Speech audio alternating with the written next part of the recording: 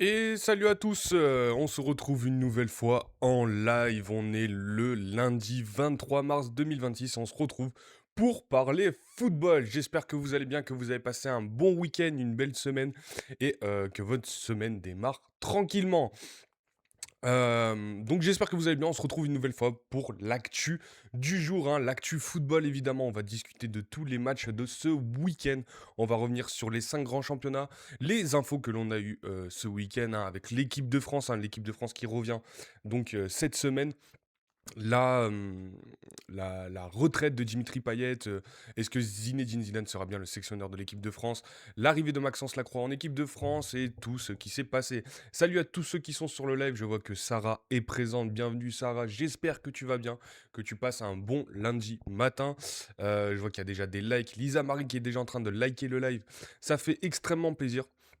Donc voilà, on va démarrer tranquillement. J'espère que vous avez passé un bon week-end foot, hein, que vous avez maté pas mal de matchs.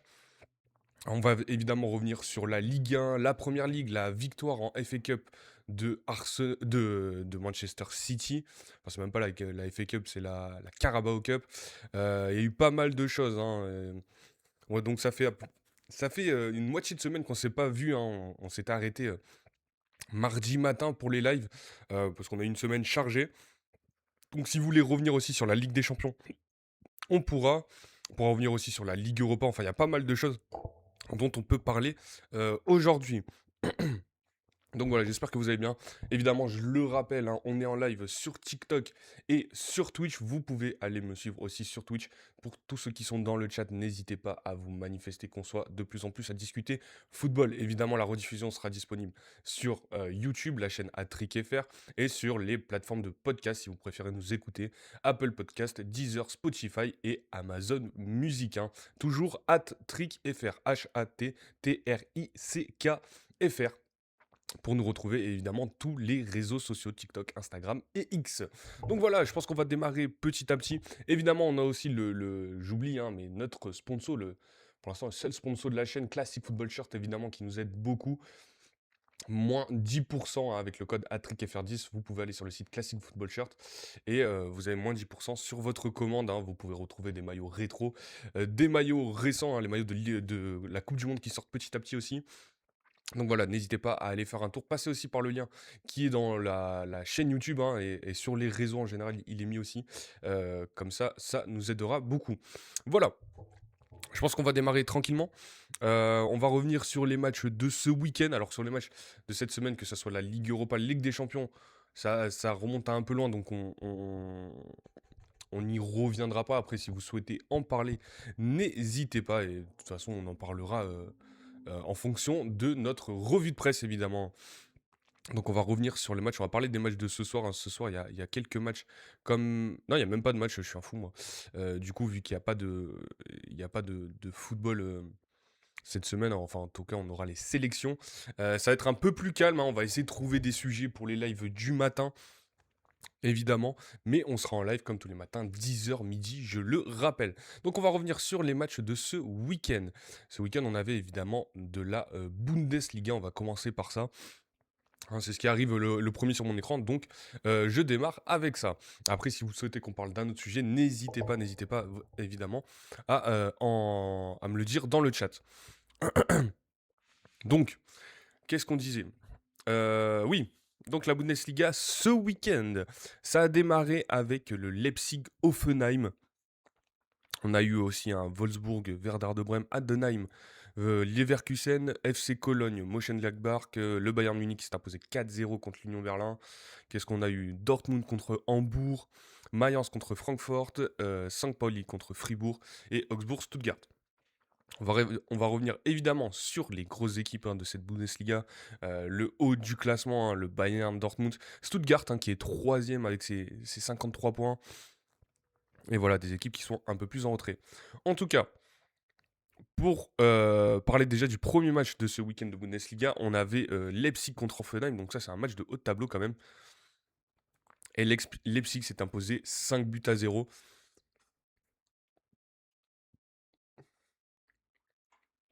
Oui, s'est imposé 5 buts à 0, pardon, je check aussi quelques trucs sur mon ordi. Mais oui, avec un doublé de Gruda, un doublé de Baumgartner aussi, et un but d'Henrich pour la fin du match, hein. Mais ça a été une victoire 5-0 de la part du club de Red Bull, de Leipzig, avec Diomande évidemment, la pépite ivoirienne. Qu'est-ce qu'on a eu? Donc Baumgartner, Gruda. euh, on a eu Loukeba aussi qui était titulaire, hein, le français Castello Loukeba, qui était bien dans cette défense centrale. On a des Nusa qui sont rentrés à la place de Diomandé. Nusa, le Norvégien, hein, très très bon joueur. Et ça a été une victoire plutôt logique, hein. On regarde sur les stats rapidement. Voilà. Grosse domination de la part de Leipzig. Donc victoire 5-0. On va passer rapidement, à part si vous avez des questions évidemment. Mais du coup, Leipzig bah, revient à égalité de Hoffenheim, hein. Et ça, c'est tout de même à noter. Leipzig est quatrième de cette Bundesliga, 50 points. Offenheim cinquième, 50 points. 3 buts d'écart à la différence de but. Après, je ne sais pas comment ça marche exactement en Bundesliga. Mais voilà, Leipzig toujours dans les places pour la qualification à la Ligue des Champions la saison prochaine en Allemagne. Euh, hop.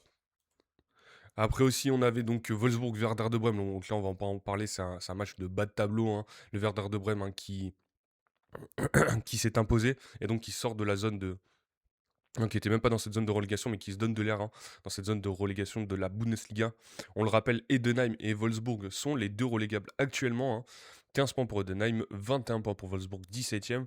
Après 24 points pour St. Pauli, hein, match, enfin 16e et donc barragiste, hein, de ce championnat allemand. Euh, Leverkusen, le Bayer Leverkusen qui a été éliminé par Arsenal en Ligue des Champions cette semaine, ils ont fait 3 buts partout, les Allemands enfin les joueurs de Kasper Hjulmand, contre cette équipe d'Edenheim, alors que Edenheim, on le disait, hein, dernier de ce classement de Bundesliga. On a eu des buts de Tillman, de Patrick Schick, doublé de Patrick Schick même, hein. Et en face, bon, je connais pas les joueurs, mais c'est Behrens, Pieringer, et un doublé de Pieringer même, qui a donné le match nul à cette équipe de Edenheim. Sur la compo juste de Leverkusen, on avait bien Maza titulaire, Patrick Schick était titulaire cette fois-ci, hein, pas de Kofan, pas de Martin Terrier aussi qui est rentré à la mi-temps quand même à la place de Poku. Mais voilà, match nul, donc ça doit être... les organismes doivent être épuisés après ce match de Ligue des Champions cette semaine. Et on disait, hein, Leverkusen, c'est un peu plus compliqué cette saison, hein. Ils ont fait une belle remontada. Mais voilà, il reste sixième place de Conference League, hein, et à 4 points de Hoffenheim et Leipzig, on le disait. Après, ils sont pas forcément inquiétés par Francfort, hein, puisqu'il y a 8 points d'écart entre Francfort et Leverkusen. Mais bon, Leverkusen, on verra s'ils seront en Ligue Europa, Ligue des Champions, ou vraiment dans cette place de Conference League la saison prochaine. Euh, ouais. Et du coup, qu'est-ce qu'on disait? Oui, donc de ce classement, Leverkusen 6e. Sur les autres matchs, Mönchengladbach a fait 3 buts partout aussi, hein, toujours autant de buts dans ce championnat allemand, hein, dans ces journées de Bundesliga. 3-3 donc entre Cologne et Mönchengladbach. Pardon. Le Bayern Munich qui s'est imposé 4-0 contre l'Union Berlin avec un but de Michael Olise, un doublé de Serge Gnabry et un but d'Harry Kane. Donc, après cette qualification en Ligue des Champions, Vincent Kompany a quand même gardé a pas forcément fait tourner énormément, hein, par rapport à ce match. Bon, ils étaient déjà qualifiés, ils ont joué un peu euh, tranquillement cette équipe du Bayern contre l'Atalanta évidemment. Et donc, Harry Kane était bien titulaire, Michael Olise, Serge Gnabry était bien titulaire pour ce match de Bundesliga, Lennart Karl, pas forcément de Luis Diaz aussi, Luis Diaz qui était suspendu, c'est vrai, qu'il a pris un carton rouge lors du dernier match, avec au milieu Goretzka, Kimmich, voilà, plutôt du classique. Dans cette équipe du Bayern, Dayot Upamecano, bien présent, Kim Min-jae avec lui à ses côtés, Leimer à gauche, à droite Stanisic, et au cage Urbi qu'on rappelle, hein, il y a pas mal de joueurs blessés dans cette équipe du Bayern, hein, les organismes sont peut-être un peu fatigués, il y a eu des cartons rouges aussi. Sven Ulreich qui est blessé, donc les deux gardiens, Manuel Neuer aussi, Jonathan Tah qui était suspendu, donc trop de cartons jaunes, Nicolas Jackson et Luis Diaz ont pris 2 rouges, hein, le week-end dernier.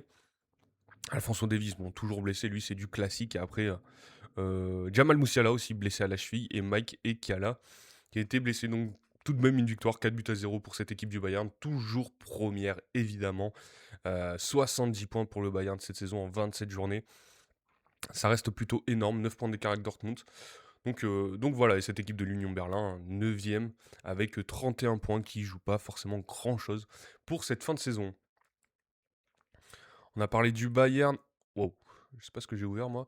On a parlé du Bayern. On va parler évidemment de Dortmund qui s'est imposé 3-2 contre Hambourg. Voilà, victoire 3-2. On rappelle Dortmund, hein, c'est éliminé de la Ligue des Champions depuis les phases de barrage. Donc ils peuvent se focus, hein, sur cette Bundesliga.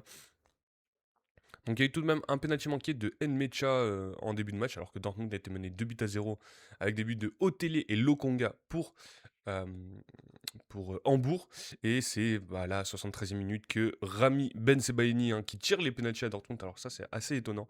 Ben Sebaini, hein, l'Algérien, qui met 2 penalties, et Serhou Guirassy aussi, qui a mis son petit but, hein. Donc voilà, victoire de Dortmund, hein, toute petite remontada, si on peut utiliser le mot. J'aime pas trop l'utiliser pour ça, mais bon, voilà. Belle victoire de Dortmund en tout cas. Évidemment, sur le terrain, on avait du classique, hein, du Schlotterbeck en défense, hein. Au milieu, Nmecha, Bellingham, Sabitzer. Euh, Ryerson, Svensson sur les côtés et Adeyemi devant. Par contre, pour le coup, Guirassy était sur le banc. Même, comment il s'appelle, Julian Brandt n'était pas présent. Et voilà, ça a été une victoire enfin, qui est rentré à la fin de match, hein, Julian Brandt, hein, qui était sur le banc. On est trop puissant pour la Bundes. Salut NoFace qui est présent sur le live, évidemment, le live TikTok. J'espère que tu vas bien, que tu as passé un bon week-end. Effectivement, on parlait du Bayern juste avant. Le Bayern, hein, c'est 9 points d'écart avec Dortmund, du coup. Et c'est vrai que le Bayern, bah, c'est au-dessus, vraiment, cette saison, en tout cas. On continue avec Mayence Francfort. Bon là, rapidement, victoire 2-1 de Mayence. C'est pas forcément sur ce match que je voulais aller. Fribourg qui s'est imposé à Saint-Pauli 2-1.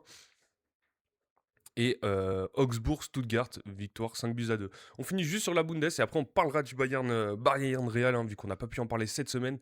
Mais en tout cas, ça va être plutôt fun. Donc Stuttgart qui s'est imposé, qui est 3e de cette Bundesliga.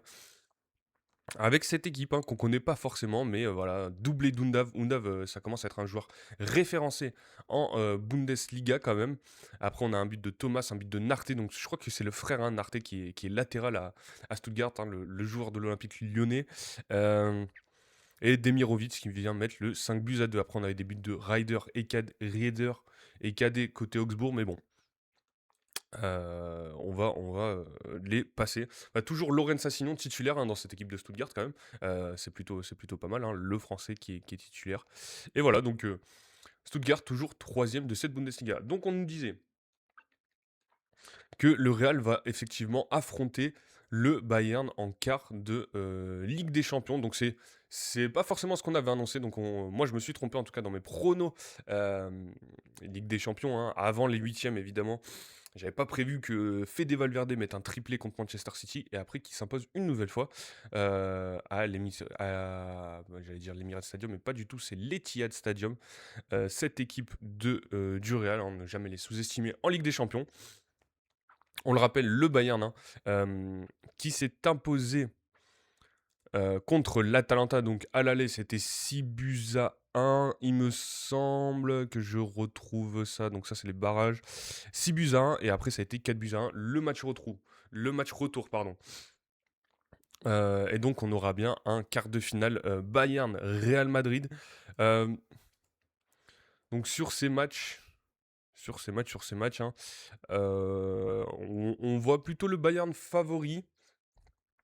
Et moi, enfin, en tout cas, moi, je vois plutôt le Bayern favori. Après, comme on l'a dit, une nouvelle fois, ne jamais sous-estimer le Real en Ligue des Champions. Le Real qui commence à revenir très bon. On va parler d'eux en Liga aussi, hein, eux qui se sont imposés contre l'Atlético Madrid. On va y revenir. Et voilà, il faudra faire attention pour cette équipe du Bayern, même s'il reste, comme je le dis, favori. Qu'est-ce qu'on dit? C'est la trêve, c'est relou. Oui, c'est vrai que la trêve, c'est un peu. Bah, ça va nous permettre de souffler un peu quand même, hein. C'est vrai qu'on est quand même bombardé de foot en ce moment.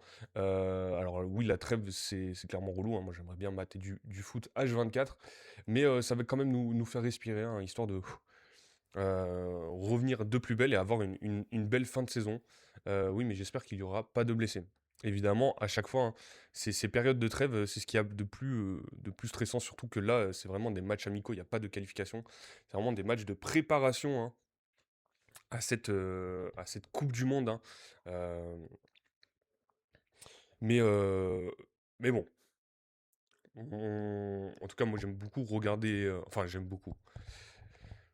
Ça m'intéresse toujours de regarder l'équipe de France. Après, j'avoue que le reste des sélections, peut-être un peu moins, donc ça me permet un peu de souffler, hein.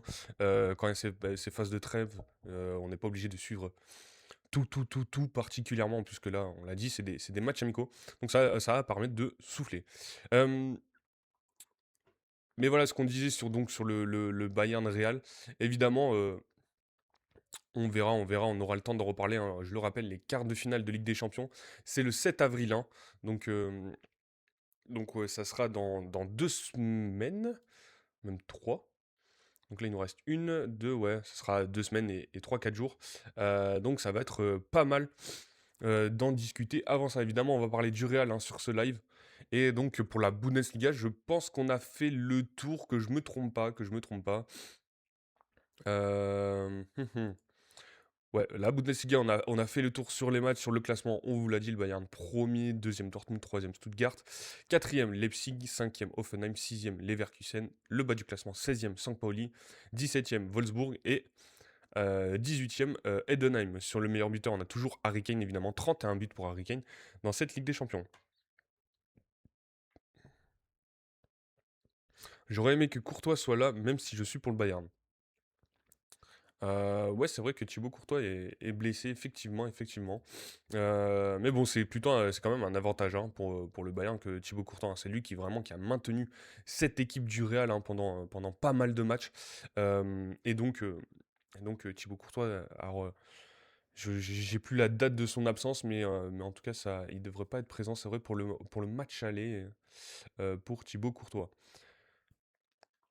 Si on continue dans nos résultats de ce week-end, sur ce week-end, donc, on avait la Bundesliga, tous nos gardiens nous sont de retour en plus. Oui, effectivement, effectivement. Après, on verra qui sera titulaire. Est-ce que ce sera bien Manuel Neuer qui sera titulaire dans les cages du Bayern? Euh, Honnêtement, on verra. Moi, j'aimerais bien voir la fin de carrière de Manuel Neuer en tant que titulaire. Donc voilà, après, il n'y a pas forcément d'énormes concurrence non plus, hein. Ulreich ou Urbig, c'est pas les gardiens de l'année non plus. Donc ouais, Manuel Neuer qui sera là pour ces quarts de finale de Ligue des Champions, ça devrait être cool. Voilà, donc après la Bundesliga, on peut refermer le chapitre de ce week-end. Après, si vous souhaitez encore en parler, n'hésitez pas dans le chat, évidemment. Sinon, on passe à la Première Ligue. La Première Ligue, ce week-end, ça a démarré avec Manchester United qui a fait match nul contre Bournemouth. 2 buts partout. On a eu la victoire de Brighton sur Liverpool. On va revenir aussi sur cette équipe de Liverpool qui s'est qualifiée en Ligue des Champions. Fulham contre Burnley, victoire de Fulham 3 buts à 1. Everton qui en a mis 3 à Chelsea, donc Chelsea ça va mal en ce moment.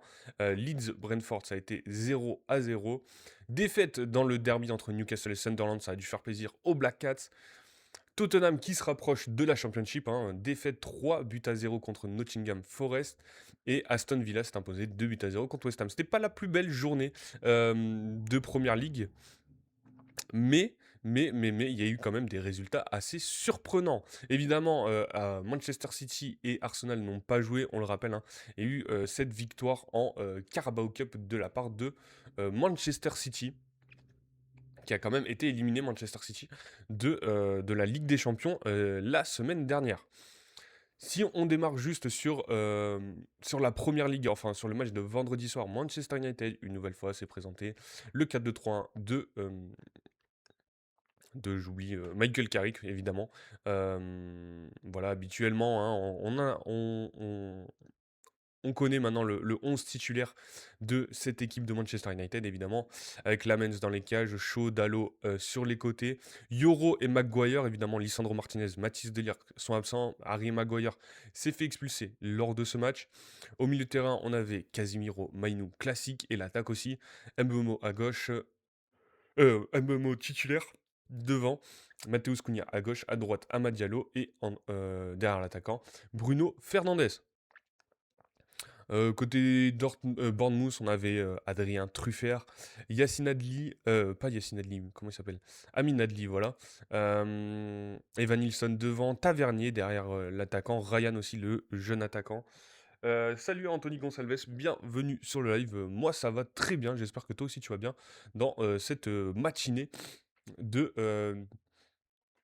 ce lundi matin, pardon. Excusez-moi. Merci en tout cas pour le follow aussi. Ça fait extrêmement plaisir. Et bienvenue sur le live. Si tu ne connais pas, on est en live tous les matins, 10h midi, que ça soit sur TikTok ou Twitch, pour discuter de l'actu football. Lyon, on s'est fait arnaquer.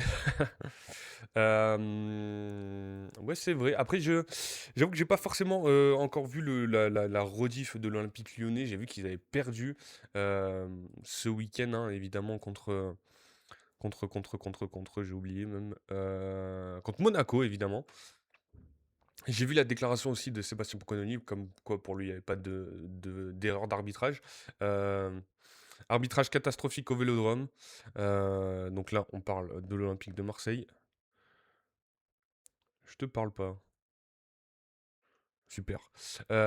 Super, super. De toute façon, on l'a dit hein, récemment, les arbitrages en Ligue 1, vraiment. Alors, après que ça soit en Ligue 1 ou en, dans les autres championnats, il y a toujours pas mal d'erreurs d'arbitrage. Je te parle par rapport au deuxième but de Monaco. Alors, on va faire une pause hein, sur la première ligue, évidemment. Sur le penalty, donc, de Folarin Balogun, on considère qu'il y a pas faute. Merci à Lisa Marie pour les cadeaux, évidemment, les cœurs avec les doigts, les cœurs sur toi, ça fait extrêmement plaisir. Merci une nouvelle fois d'être présente. Et, euh, et donc, ça fait chaud au cœur, évidemment, pour tous ces cadeaux, pour ces lives tous les matins. Je te parle par rapport sur la faute de Enrique.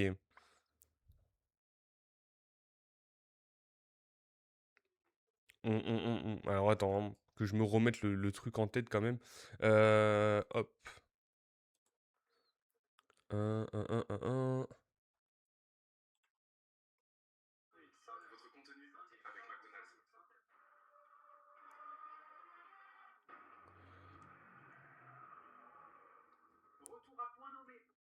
Alors, hop là.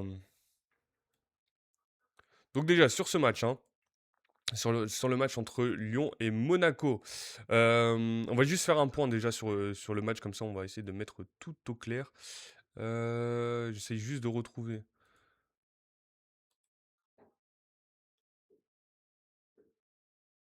Donc ça c'est 2 buts à 1.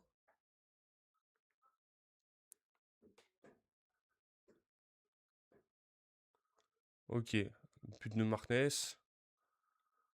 Ok. Et donc on va avoir le but de Balogun juste avant.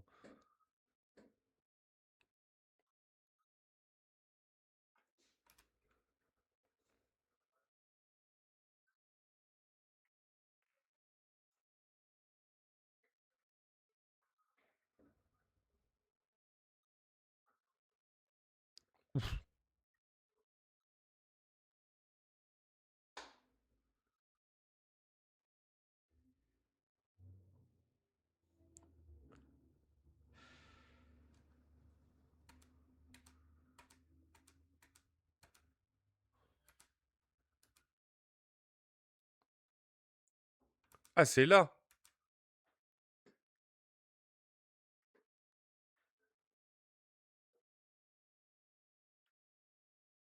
Attends, juste avant le penalty, la faute sur Hendrik là, on parle de Zakaria là?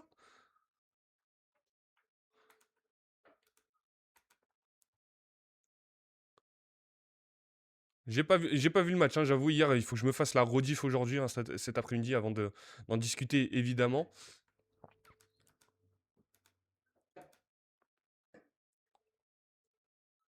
Ouah, ouais, pas vraiment faute quand même. Enfin, c'est une faute. Enfin, ça me choque pas, quoi. J'essaye de me la remettre, hein, histoire de bien juger, mais bon. Enfin, j'ai vu pire quand même comme faute, hein.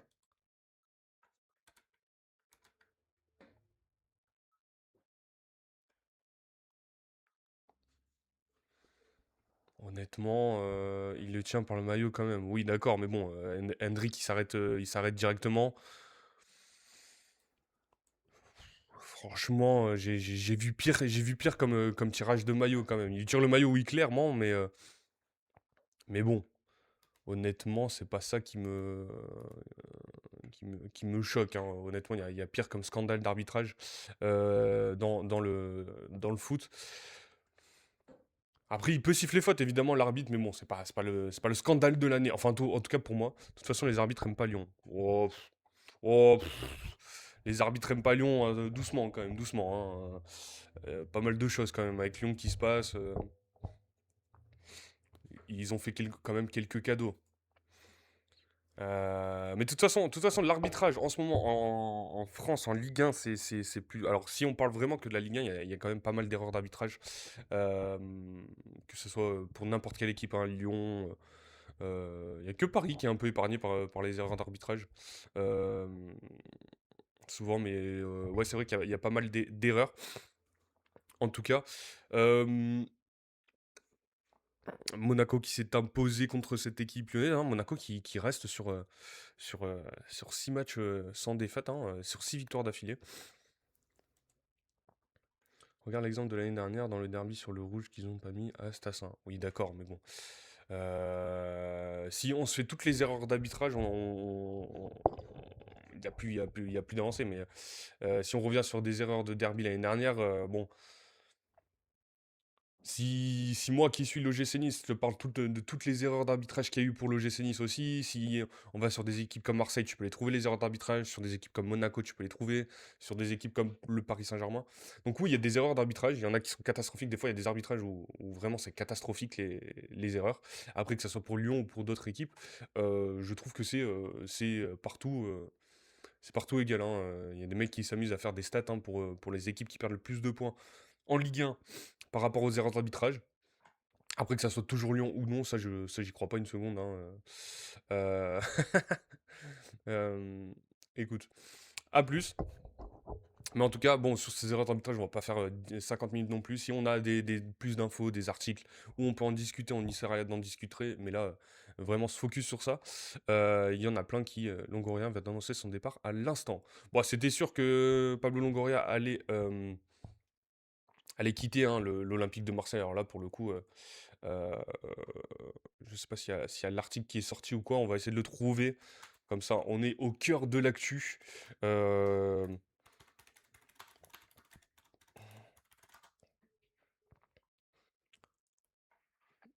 alors, Pablo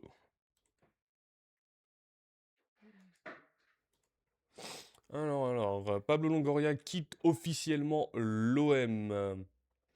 Ce lundi matin, l'Olympique de Marseille a publié un communiqué relevant le départ officiel de Pablo Longoria. C'est désormais acté. Ce lundi matin, l'Olympique de Marseille a annoncé le départ officiel de Pablo Longoria suite à un accord trouvé avec McCourt Global. Dans le communiqué, le club énonce qu'il tient à saluer l'engagement, la passion et le travail accompli par Pablo Longoria au cours de ces 6 dernières années au service du club.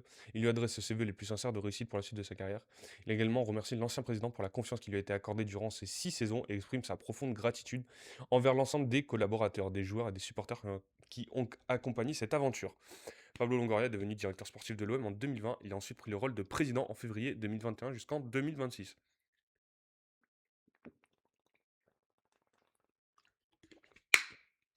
Donc voilà, c'était annoncé, hein. Le Pablo Longoria qui quitte l'Olympique de Marseille. Après, est-ce qu'on a des infos sur est, euh, qui est évidemment le nouveau président de l'Olympique de Marseille? Est-ce que ça sera, alors j'ai plus son nom, Semsar de Boissesson. J'aimerais bien trouver le site de l'OM, voilà. Est-ce qu'ils ont annoncé un nouveau président?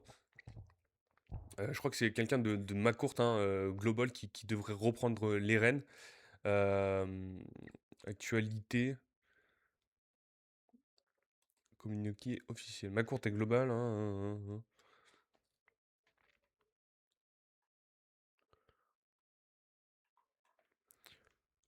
Hop. Bon, là, il y a juste le communiqué comme quoi, Pablo Longoria, c'est bien fini. Après, évidemment, on verra qui sera, le nouvel organigramme, hein, de l'Olympique de Marseille. On aura le temps d'en discuter, hein, quand il y aura, un peu plus d'informations, mais en tout cas, oui, effectivement, c'est officiel, Pablo Longoria quitte l'Olympique de Marseille. C'était attendu, hein, après le vrai faux départ de Mehdi Benassia, la mise en rentrée de, Longoria, dans ce club de l'Olympique de Marseille. Il fallait évidemment, s'y attendre. Est-ce que tu penses que Mmh, excellent. Est-ce que excellent. Très belle question. J'ai failli me faire avoir et en parler sur le sur le chat, mais mais voilà. En tout cas, l'Olympique de Marseille, c'est plutôt pas ouf en ce moment, hein. L'arrivée d'Habib Beye, dans cet Olympique de Marseille, je m'attendais à ce que ce soit un peu mieux. Heu,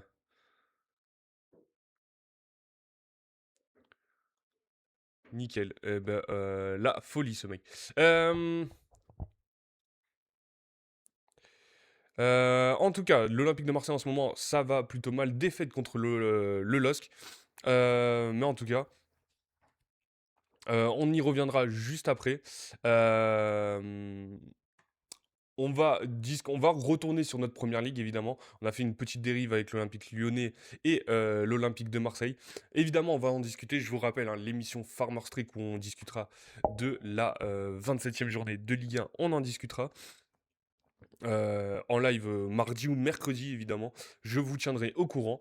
Mais si on revient sur cette journée de première ligue pardon, donc on avait le Manchester United Bournemouth où ça a été match nul, 2 buts partout. Le match s'est décanté en deuxième mi-temps avec un penalty pour Bruno Fernandes qui avait ouvert le score. Christie, qui vient égaliser sur une passe décisive de Adrien Truffert, hein, l'ancien rennais. Après, on a Hill qui vient marquer contre son camp pour Manchester United. Donc, 2 buts à 1 à ce moment-là pour les Mancuniens. Et c'est Eli Junior Kroupi qui vient égaliser sur penalty, sur une faute du coup de Harry Maguire. Ou je sais plus exactement ce qu'il a fait, hein, le bon vieux Harry. Grande surprise, semble très sévère. Euh, Évidemment, il faut que je voie la deuxième mi-temps. J'avais vu la première mi-temps ce week-end. J'ai pas eu le temps de voir la deuxième. Là aussi, hein, un peu débordé le Vince. Mais donc, match nul pour Man U, qui reste tout de même, il me semble, sur ce podium de Première Ligue, hein, donc 55 points pour Manchester United. Un point d'avance sur Aston Villa, qui s'est imposé ce week-end contre, on le rappelle, West Ham. Oui, c'est bien West Ham. Et Liverpool reste aussi derrière, hein, défaite de Liverpool, défaite de Chelsea. Donc, c'est pas trop grave pour Manchester United. Et ce match nul. Si on continue sur cette journée de Première League, Liverpool qui a perdu ce week-end contre Brighton. Moi, je pensais que déjà, Liverpool allait se faire éliminer de Ligue des Champions. Il y avait eu cette victoire 1 but à 0 au match aller en Ligue des Champions contre Galatasaray. Et match retour, du coup, ils en ont mis 4 à Anfield. Évidemment, j'avais sous-estimé les ressources de Liverpool dans, ce,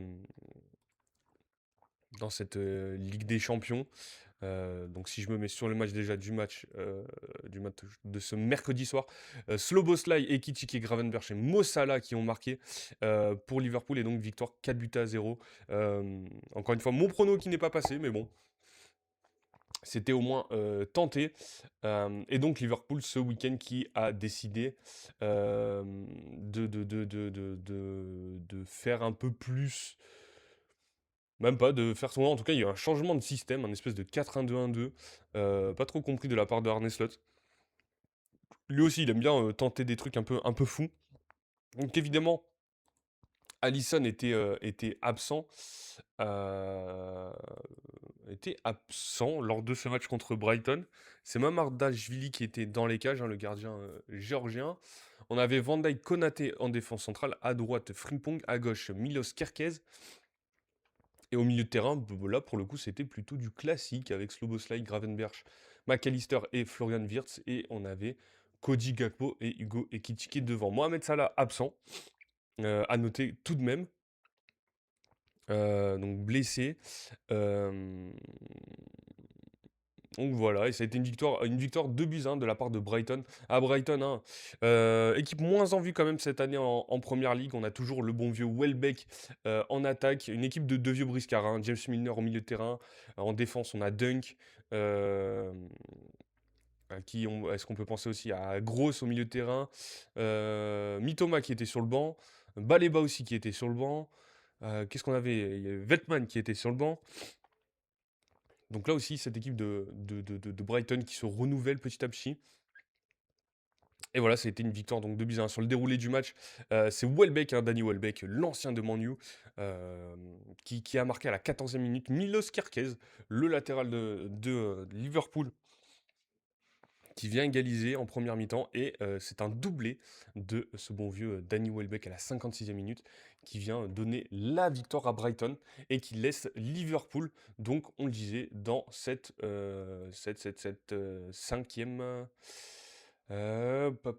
dans cette cinquième place de Première Ligue avec 49 points. Il y a 5 points d'écart entre Aston Villa et Liverpool et il y a seulement un point d'écart entre Chelsea et Liverpool. Chelsea, on va parler de leur match évidemment. Euh, donc Chelsea, on le rappelle, eux aussi se sont fait éliminer par le Paris Saint-Germain. Alors là, pour le coup, on en a parlé en live mercredi matin. Donc qui s'est fait sortir plutôt logiquement par cette équipe du Paris Saint-Germain. On le rappelle. Et donc, défaite 3 buts à 0 contre Everton dans le nouveau stade d'Everton, le Hill Dickinson Stadium. Voilà, un but de Beto. Alors Beto qui met un doublé, pour le coup, faut vraiment être une mauvaise équipe, hein, pour prendre 2 buts de la part de Beto, hein. Je trouve que c'est un attaquant assez moyen euh, dans cette première ligue. Le Brésilien, il me semble, il est Beto.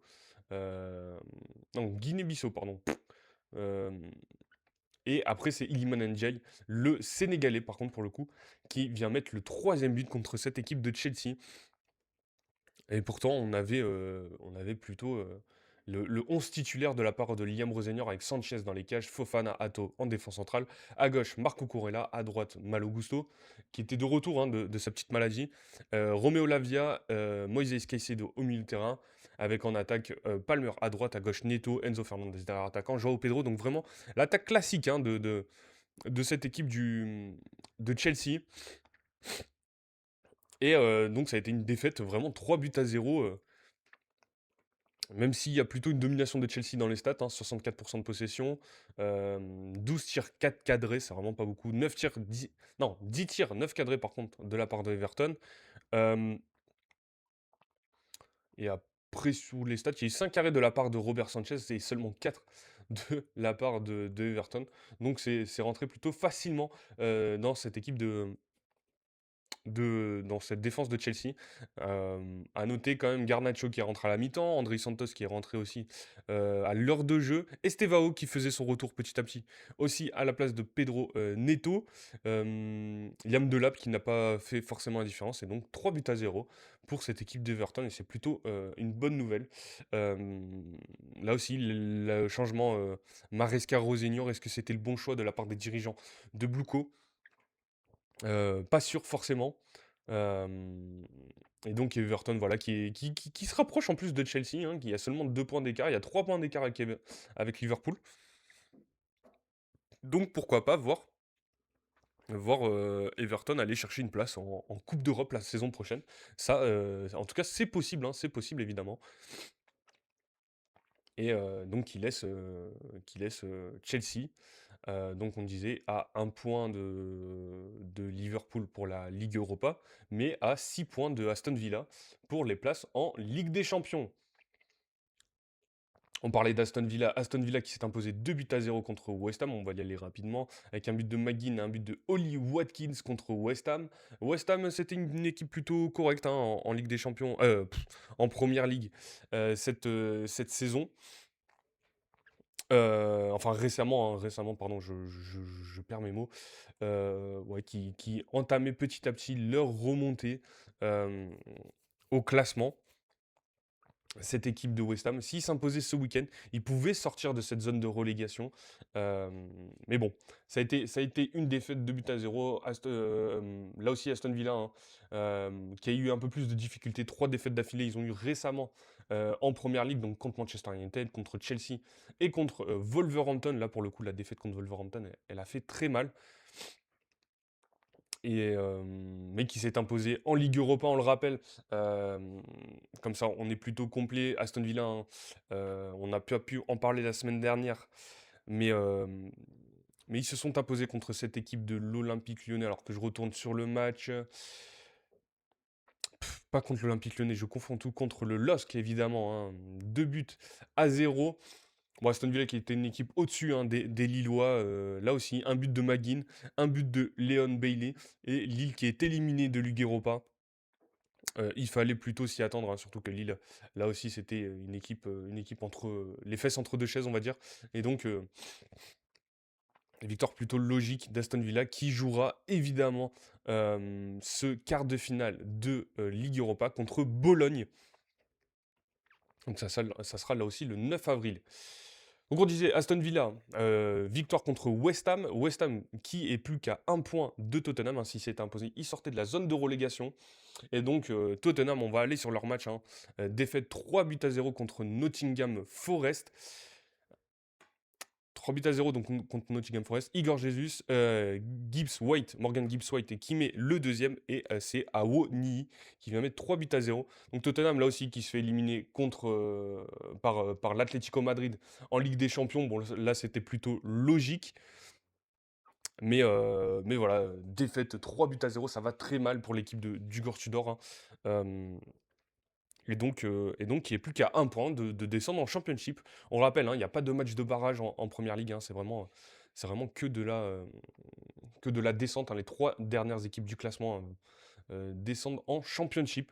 Pourtant, il y a des bons joueurs, hein, des Matistel, des Solanke, des Richarlison. C'est des joueurs plutôt corrects, hein. Je dis pas que c'est des phénomènes, mais voilà, Kevin Danso, Romero, c'est plutôt correct, mais bon, il y a un truc qui est cassé dans cette équipe de Tottenham, et il va falloir faire gaffe jusqu'à la fin de saison. On va peut-être aller sur le classement, pas le classement, le calendrier de Tottenham, pour voir ce qui les attend pour la fin de saison. Donc ça sera un match contre Sunderland, ils reçoivent Brighton, ils vont aux Wolves. Là aussi les Wolves, hein, ça remonte petit à petit. Alors je pense pas qu'ils aient beaucoup de chance de se sauver. L'équipe de Wolverhampton, ils sont combien? Ils sont derniers avec 17 points. Il leur faut 13 points. 13 points à les gratter pour la fin de saison pour Wolverhampton s'ils le font. Franchement, chapeau. Mais voilà. Il y a encore Aston Villa à l'extérieur pour Tottenham. Chelsea à l'extérieur pour Tottenham. Bon, après, c'est dans la même ville, évidemment. Vous connaissez le derby de South London, il me semble. Et après, ils recevront Everton. Donc, il y a un pas facile, mais abordable quand même pour Tottenham. Donc il faudra vraiment s'imposer si on veut pas les voir, on veut pas voir cette équipe des Spurs descendre. Voilà. Sur les matchs de ce week-end, est-ce qu'on a fait à peu près le tour? Voilà, la défaite de Newcastle contre Sunderland. Newcastle aussi, hein, qui se fait éliminer par le Barça. Ils ont réussi à faire match nul à Saint James Park.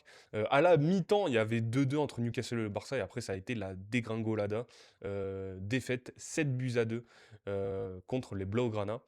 Et donc Newcastle qui est éliminé en huitième de finale de Ligue des Champions. Voilà. Donc là, défaite 2 buts à 1 contre Sunderland, un but de Talbi et un but de Brobé pour les Black Cats, et c'est Gordon qui avait ouvert le score à la 10e minute.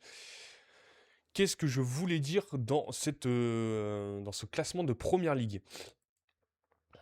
Donc on a fait le tour, hein. Arsenal a un match en plus que Manchester City. Ils avaient déjà joué un match contre les Wolves, il me semble.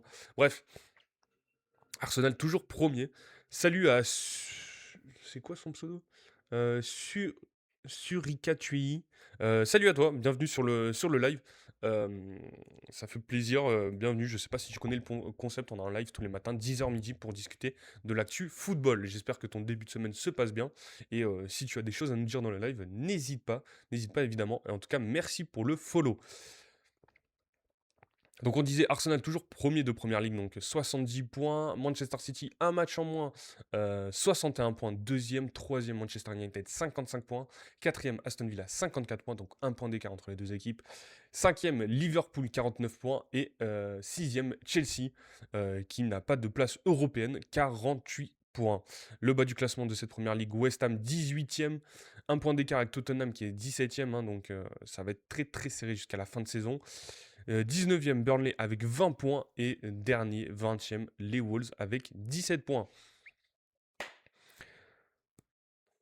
On a parlé de Première Ligue, mais il y avait quand même une finale de Cup ce week-end entre Arsenal et Manchester City.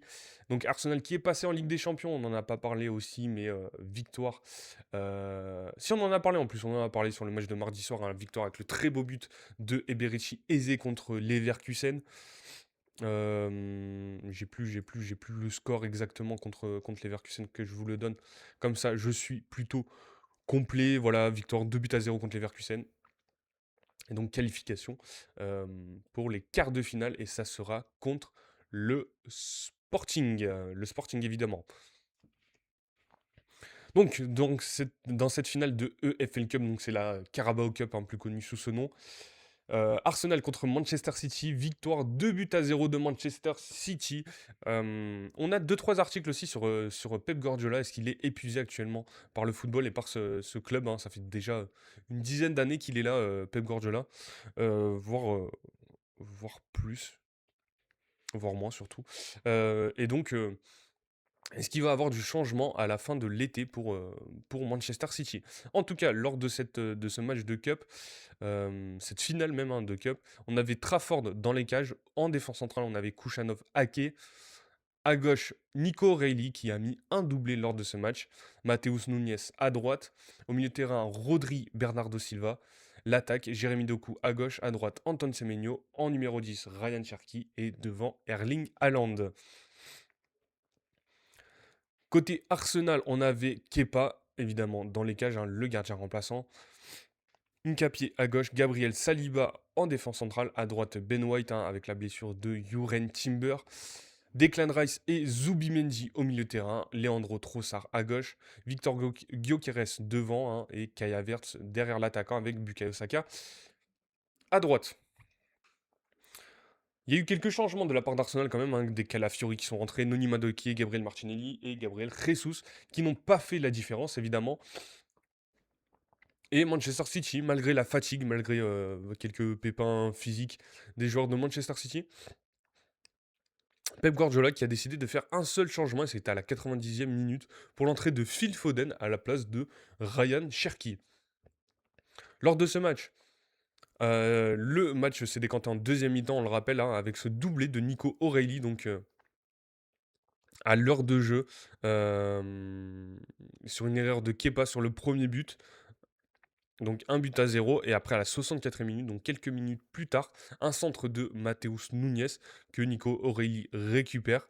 C'est un but de la tête, hein, pour le jeune international anglais. Donc voilà, quand même un trophée cette saison pour Manchester City et Pep Guardiola. Arsenal qui est passé à côté de l'occasion pour récupérer un titre en tout cas. Consolation aussi pour Manchester City, hein, après cette élimination en Ligue des Champions contre une équipe du Real Madrid évidemment. Donc voilà pour le football anglais de ce week-end. Donc on a fait Bundesliga, on a fait... qu'est-ce que l'on a fait? On a fait Première Ligue, mais il y avait encore pas mal de choses dont je voulais discuter avec vous ce week-end. Donc la Liga, ça a commencé avec le Villarreal Sociedad, la 29e journée de Liga. Donc victoire de Villarreal, 3-1.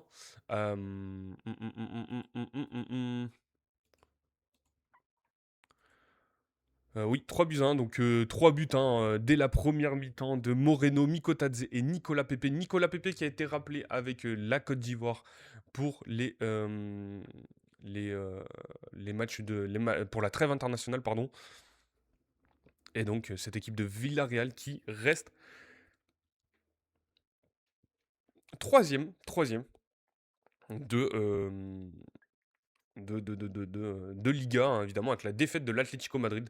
Je cherche mes mots. Oui, défaite de l'Atlético Madrid, on va en discuter évidemment. Et donc Villarreal, voilà, troisième, 58 points, podium de cette Liga. On avait Elche contre Mallorca, victoire de Elche 2 buts à 1. On va vite passer. Espagnol Retafe, victoire de Retafe une nouvelle fois, 2 buts à 1. Osasuna Gérone, victoire de Osasuna 1 but à 0. Levante Oviedo, 4 buts à 2. FC Séville, FC Valence, 2 buts à 0 pour Valence. Le Barça qui a eu ce petite victoire, hein, après cette grosse victoire contre Newcastle, on le rappelle. Donc 2 buts à 7 buts à 2 en Ligue des Champions contre Newcastle, on le rappelle. Là, c'était plutôt une victoire très courte, hein, 1 but à 0 sur un but de Ronald Araujo contre le Rayo Vallecano. Pourtant, Hansi Flick n'avait pas forcément décidé de faire tourner, hein, Lewandowski titulaire, Rafinha, Firmin Lamine Yamal en attaque, Pedri Bernal au milieu de terrain, Gérard Martin Cubarsí en défense centrale, à gauche Cancelo, à droite Araujo, et au cage Juan Garcia. Après, on a eu des Ferran Torres, Casado, Olmo, Rashford qui sont en rentrée et Espart, Xavi Espart, il me semble, pour son prénom. Et donc, victoire du Barça 1 but à 0 qui reste premier de Ligue 1. Donc, ça reçoit à la 24e minute sur une passe décisive de Joao Cancelo. Il reste premier, voilà, 4 points d'écart entre le Barça et le Real. On va revenir sur le Real et l'Atlético juste après. Donc, Barça, victoire 1 but à 0, on disait.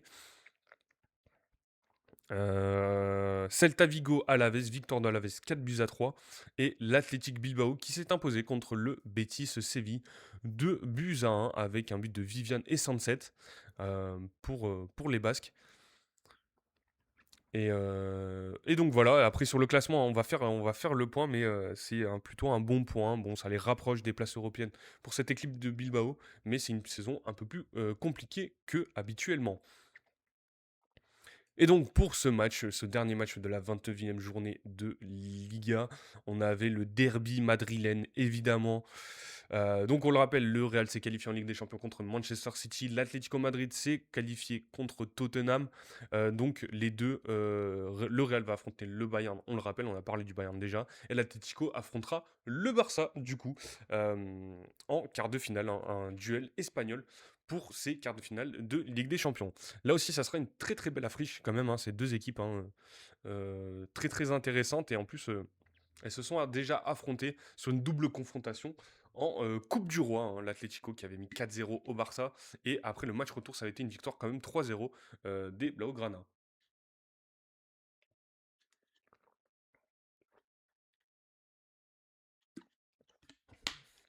Donc là, pour le coup, victoire du Real contre l'Atlético Madrid. Ça y est, on commence à connaître, hein, le 4-4-2 de Alvaro Arbeloa, qui commence à trouver aussi un petit rythme de croisière, hein, avec cette équipe du Real, hein. Petit à petit, ça commence à ressembler à quelque chose. Donc avec Lounine dans les cages, hein, la blessure de Thibaut Courtois, on le rappelle. Jean Huysen, Rudiger en défense centrale. À gauche, Fran Garcia. On a toujours l'absence de Ferland Mendy, hein, qui était revenu, mais qui s'est de nouveau blessé. On le rappelle, Alvaro Carreras, qui revient de blessure, qui était sur le banc, hein, qui est rentré. Mais, mais là, c'était bien Fran Garcia titulaire. Carvajal à droite. Au milieu de terrain, Arda Güler à gauche. Au milieu, euh, Chouameni, Pitarch. Là aussi, une doublette qu'on voit de plus en plus. Et Fede Valverde à droite, le capitaine de cette équipe du Real. Et en attaque, Vinicius Junior, Brahim Diaz. Kylian Mbappé qui était sur le banc, qui est rentré à la 64e minute de jeu. Jude Bellingham aussi, qui est rentré à la 74e à la place de Arda Güler. Donc là, c'est le retour un peu des Galacticos, hein. Alexander Arnold à la place de Dani Carvajal. Kamavinga à la place de Brahim Diaz. Et voilà, Carreras qui revient petit à petit de blessure. Côté Atlético Madrid, on avait Musso, on rappelle Yann Oblak là aussi blessé. La défense, le Normand Anko, là aussi. Le Normand qui revient petit à petit de sa blessure et qui re-rentre dans le 11 de Diego Simeone. À droite, Llorente. À gauche, Ruggieri. Giovanni Simeone aussi dans ce milieu de terrain à droite. Cardoso, Coquet euh, en milieu central. Et Lookman à gauche. L'attaque, c'était Julian Alvarez, Antoine Griezmann. Antoine Griezmann, là aussi, un peu plus souvent titulaire sur de, euh, cette fin de parcours avec l'Atlético. On le rappelle, on va en parler de Antoine Griezmann, hein, qui devrait là s'envoler pour Orlando pour aller signer son contrat pour la saison prochaine, en tout cas. Antoine Griezmann. Donc Alexander Sørloth sur le banc. Sur qui je voulais aller aussi. Baena qui est rentré en cours de match, hein, merde. Mince, mince, mince. Diego Simeone, voilà, qui a fait pas mal de changements très tôt dans le match, hein. Jiménez à la mi-temps à la place de Lenormand. Sorloth, Gonzalez, Nico Gonzalez et Molina qui sont rentrés à la 57e minute. Et Baena qui est rentré à la 71e à la place de Giovanni Simeone. Sur les stats, 1-0 indiqué pour l'Atlético, 2-41 pour le Real de Madrid. Possession, 52% de possession pour le Real. 17 tirs, 10 cadrés quand même pour les merengues. 13 tirs, 7 cadrés pour l'Atlético Madrid. Qu'est-ce qu'on peut noter aussi? Voilà, Musso qui fait 5 arrêts, Lunin qui fait 5 arrêts. Mais c'est une victoire du Real. Pourtant, c'était les Colchoneros qui avaient ouvert le score grâce à Ademola Lookman sur une passe décisive de Giovanni Simone. Mais au retour des vestiaires, 52e minute, penalty pour Vinicius Junior. Donc égalisation. Fede Valverde qui 3 minutes plus tard qui vient donner l'avantage à cette équipe du Real Madrid. Les changements qui sont faits, donc on l'a dit, de la part de Diego Simeone. Kylian Mbappé qui rentre à 64e, Alexander Arnold aussi. Mais c'est une égalisation des Colchoneros, 2-2 sur un but de Molina à la 66e minute, une passe décisive de Julian Alvarez. Et quelques minutes plus tard, un 72e, Vini sur une passe décisive de Alexander Arnold qui vient de marquer le 3-2. Et donc le but de la victoire pour le Real. En fin de match, quand même, 77e minute, Fede Valverde qui vient prendre son carton rouge, hein. Ça a été tendu jusqu'à la fin du match. Mais victoire du Real qui reste deuxième de cette Liga. Et donc l'Atlético, on le dit, avec cette défaite et la victoire de Villarreal qui revient quatrième, mais qui est toujours dans ses places qualificatives pour la Ligue des Champions la saison prochaine. Donc sur ce classement de Liga, on le rappelle, le Barça premier 73 points, deuxième le Real Madrid 69 points, Villarreal troisième 58 points, l'Atlético Madrid quatrième 57 points, cinquième le Betis Séville 44 points, donc cinquième place qualificative pour la Ligue Europa.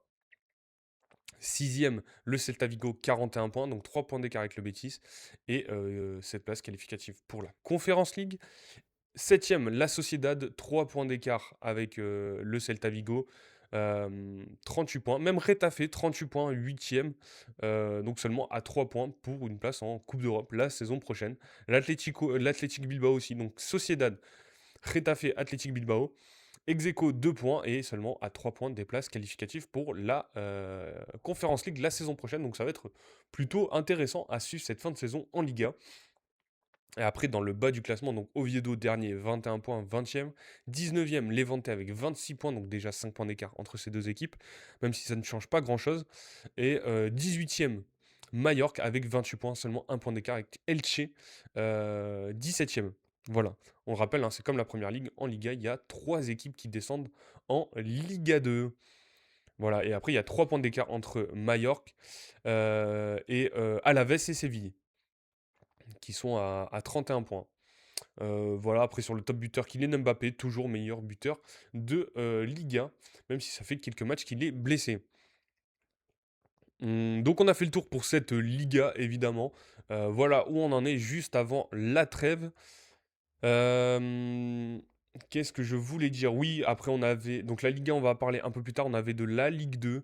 La Ligue 2, voilà, on va faire rapidement le résumé de cette 28e 28e journée de Ligue 2. Avec Bastia qui a fait match nul contre Rodez, Montpellier et Pau 0-0. Laval, Grenoble, victoire de Laval 3-2. Le Red Star qui s'est imposé contre Clermont. Boulogne, Nancy, il n'y a pas eu beaucoup de, enfin, il y a pas eu beaucoup de buts, hein, sur cette soirée de vendredi quand même. Boulogne, donc Boulogne-Nancy 0-0.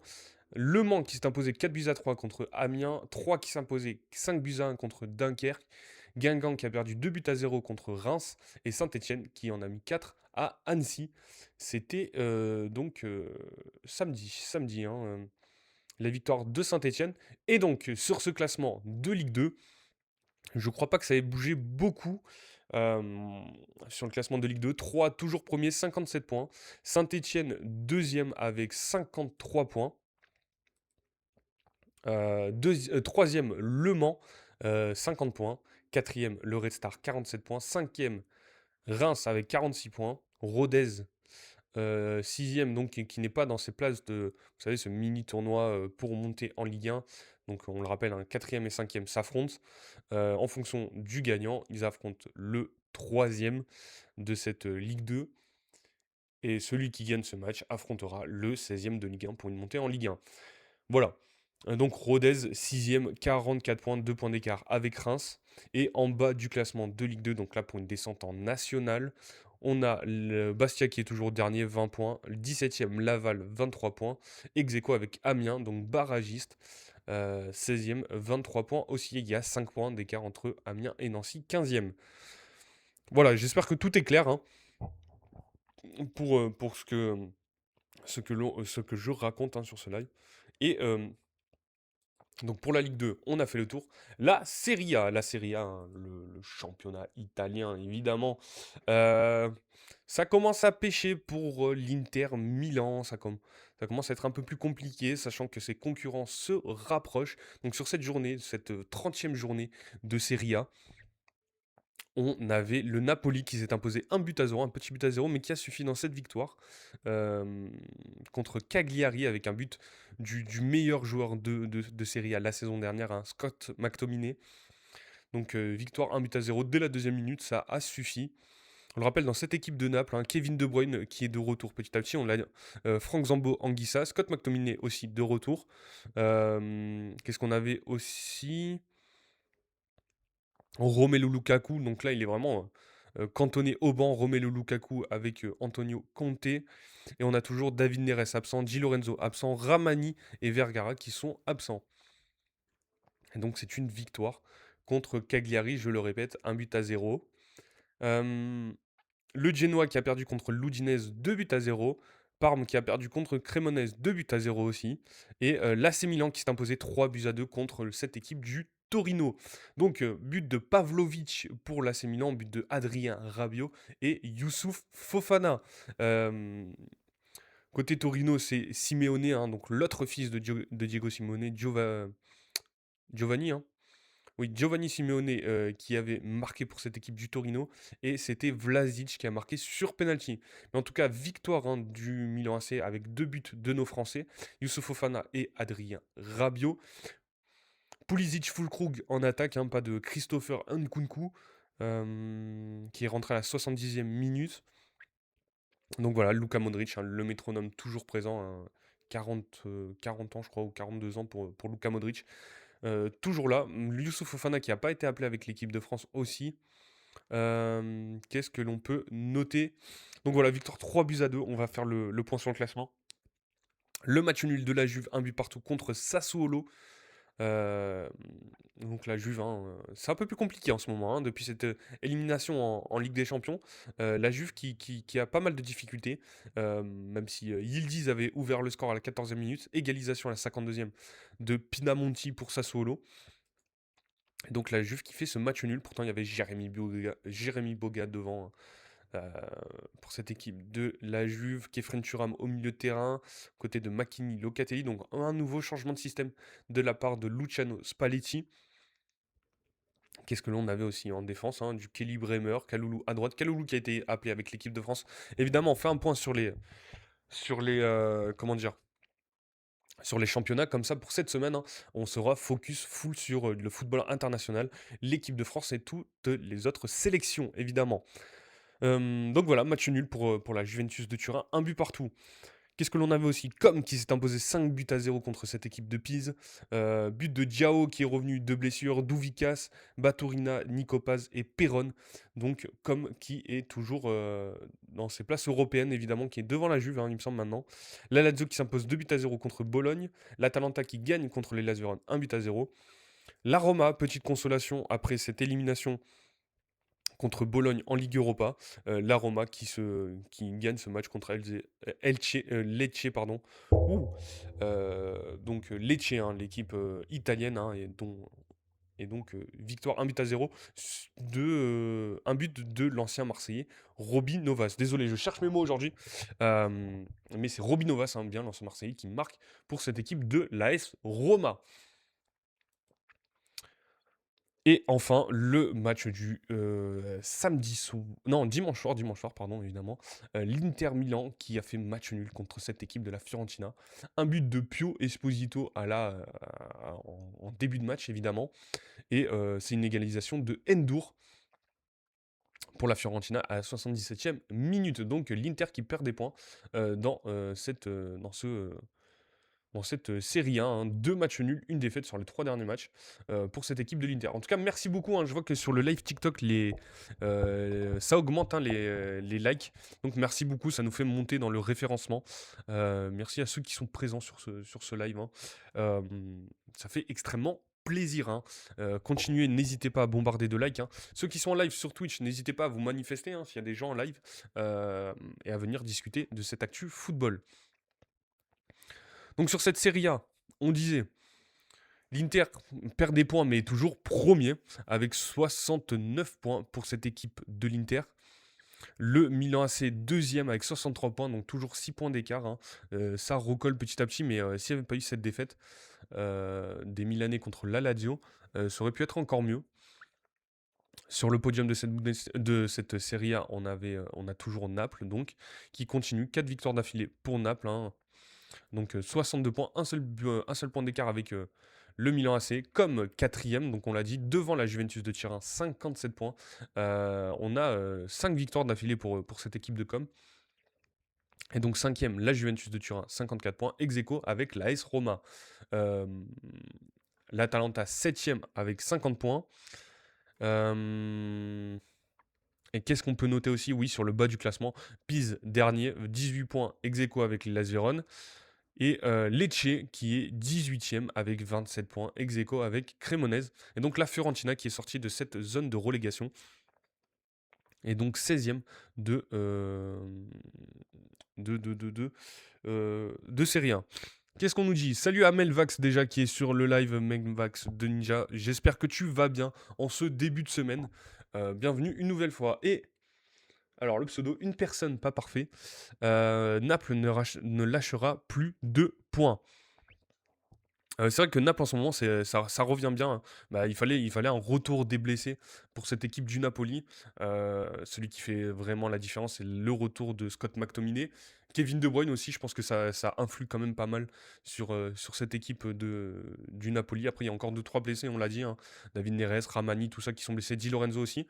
Mais voilà, on verra ce qui va se passer, hein, pour cette. En tout cas, ça va être intéressant, hein, pour cette fin de saison en Serie A, sachant qu'aucune équipe là sur le haut du tableau ne joue encore en Coupe d'Europe. Il me semble que non, je crois que comme ils sont même pas, hein, ils sont même pas en Ligue Europa ou une histoire comme ça. Voilà, il y aura juste la Coupe d'Italie pour départager ces équipes, mais sinon ça va être assez serré, hein. La présence de Lukaku, mais Lukaku il joue pas, il est souvent sur le banc. Là sur le dernier match, il me semble qu'il est même pas rentré aussi. Donc Lukaku c'est un peu différent, hein, la situation. Voilà, que je dise pas de bêtises. Franck Zambo-Anguissa qui est de retour aussi, mais pour le coup Romelu Lukaku il joue pas forcément. Qu'est-ce qu'il nous dit Melvax? Ah là là, ah là ces Lyonnais ils sont oui, on en parlait déjà tout à l'heure avec le frérot, j'ai plus son nom, je crois que c'est Anthony, qui nous parlait de cette équipe de l'Olympique lyonnais. Voilà, une nouvelle défaite, hein. Ça commence à être, est-ce qu'on va dire inquiétant? Je pense pas, mais voilà, qui perd des points physiquement, ça commence à être dur pour cette équipe de l'Olympique lyonnais. Moi, ça va, mes deux équipes préférées ont gagné. Bah, tant mieux en tout cas, hein, victoire de Manchester City, il me semble. La deuxième équipe, je ne l'ai pas en tête, mais oui, ça présente aide psychologiquement. Oui, oui, oui, pour Romelu Lukaku, hein, on parle évidemment. Mais bon, c'est quand même, oui, ça peut aider dans le vestiaire, je te l'accorde, je te l'accorde, mon ami. Mais sur le terrain, c'est un peu plus compliqué. Avez-vous vu Saliba blessé? Oui, effectivement, Saliba est blessé. Il est remplacé, hein, par Maxence Lacroix, le défenseur de Crystal Palace. Vous le voyez juste là pour ceux qui sont sur Twitch. Il est absent pour le rassemblement, effectivement, hein. Et donc c'est Maxence Lacroix qui va faire ses premiers pas en équipe de France. On va en discuter juste après, hein, tout ce qui est équipe de France, tout ça, William Saliba absent, Zinedine Zidane, enfin il y a pas mal de choses. On en discute juste après, évidemment, pour le forfait de William Saliba.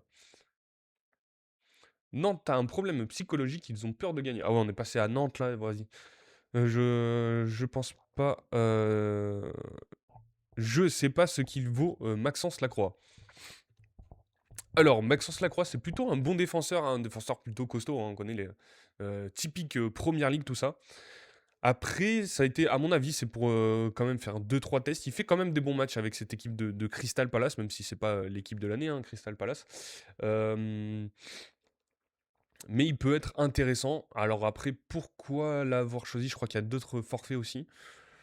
Hmm, c'est clair qu'il est un peu lent, mais il peut être intéressant. Après, honnêtement, voilà, c'est un bon défenseur. C'est un choix assez étonnant de la part de Didier Deschamps quand même, hein.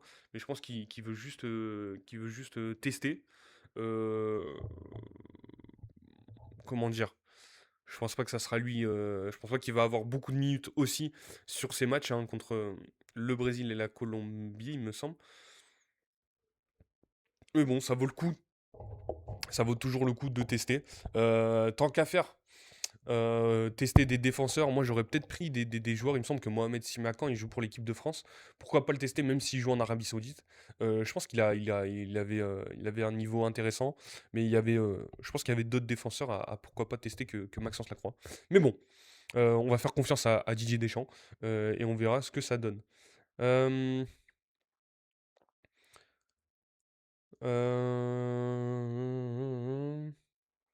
Vous pouvez choisir Udal. Ouais, mais pour le coup, c'est pas vraiment le même poste. Après, oui, ça aurait pu être intéressant de choisir Udol. Moi aussi, j'aurais bien voulu voir qu'on le testait, en tout cas, Mathieu Udol. Sachant que Manu Koné est blessé, donc il y avait une place en plus, pourquoi pas essayer. Même un système, hein, pour Didier Deschamps. Mais bon, on sait qu'il est assez pragmatique. Et le choix qu'il remplace pas Manu. Ouais, il y a eu des choix qui ont été faits de la part du Deschamps. On verra si ça lui donne raison. On rappelle, c'est que des matchs amicaux, c'est que des tests avant la Coupe du Monde. Vaut mieux tester maintenant que pendant la compétition. Mais c'est vrai que c'est assez étonnant quand même, hein. C'est assez étrange. Un peu tous les choix, hein, entre Maxence Lacroix, le choix de ne pas remplacer Manu Koné, le choix de ne pas prendre Mathieu Hudol. Voilà, il y a plusieurs lectures, on va dire. Mais on va en parler juste après. J'aimerais juste finir sur le football de club. La France est la meilleure équipe du monde, meilleur vivier. Oui, on a l'habitude de dire ça, que sur le papier, l'équipe de France est la meilleure équipe du monde. On sait que souvent, sur le papier, c'est pas ce qui se voit en match, hein. On a l'habitude d'en parler, hein.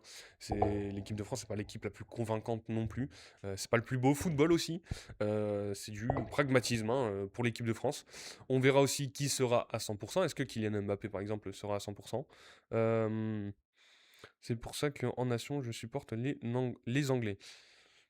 Voilà. Après, c'est un choix, on va dire, hein, mais voilà, le patrie est dans tous les compartiments. Oui, effectivement, effectivement, hein, je suis plutôt d'accord, hein, que c'est vraiment une des meilleures équipes sur le papier. Après, on en a parlé enfin, en début de semaine dernière, mais il y a quand même de beaux effectifs, hein, dans les autres nations. On parlait de l'Angleterre. L'Angleterre a une belle équipe sur le papier. Euh, les Espagnols ont une très belle équipe sur le papier. Pourquoi il ne fait pas appel à Alan Saint-Maximin? Tranquille, tranquille, tranquille. Alan Saint-Maximin en équipe de France, tout doux l'agneau, tout doux, hein. Euh, je suis pas sûr du choix là pour le coup. Euh, mais voilà. Euh, Donc je disais, qu'est-ce que je disais? Oui, sur le papier, il y a plein d'équipes qui ont des belles équipes, évidemment. Après, c'est un collectif, une alchimie à trouver. On va voir hein, ce qui va se passer sur ces deux matchs. Ça va te donner quand même des belles réponses pour la prochaine Coupe du Monde. Olysée Mbappé, doué, que du beau monde. Ouais, il y a aussi. Bon, Bradley Barcola est blessé, mais Ousmane Dembélé quand même. Euh, Martinez Akiliouche, Hugo Ekitike. Sachant que Doué fait rien en club. Ah, c'est dur quand même, hein, des propos c'est dur, hein, Doué fait rien en club quand même. Alors, rendez-vous 28 mars 2026, Champs-Élysées à 11 h, manifestation, essence en hausse, hashtag gilet jaune. Waouh! On a fait un bond de 5 ans en arrière là, c'est quoi ça?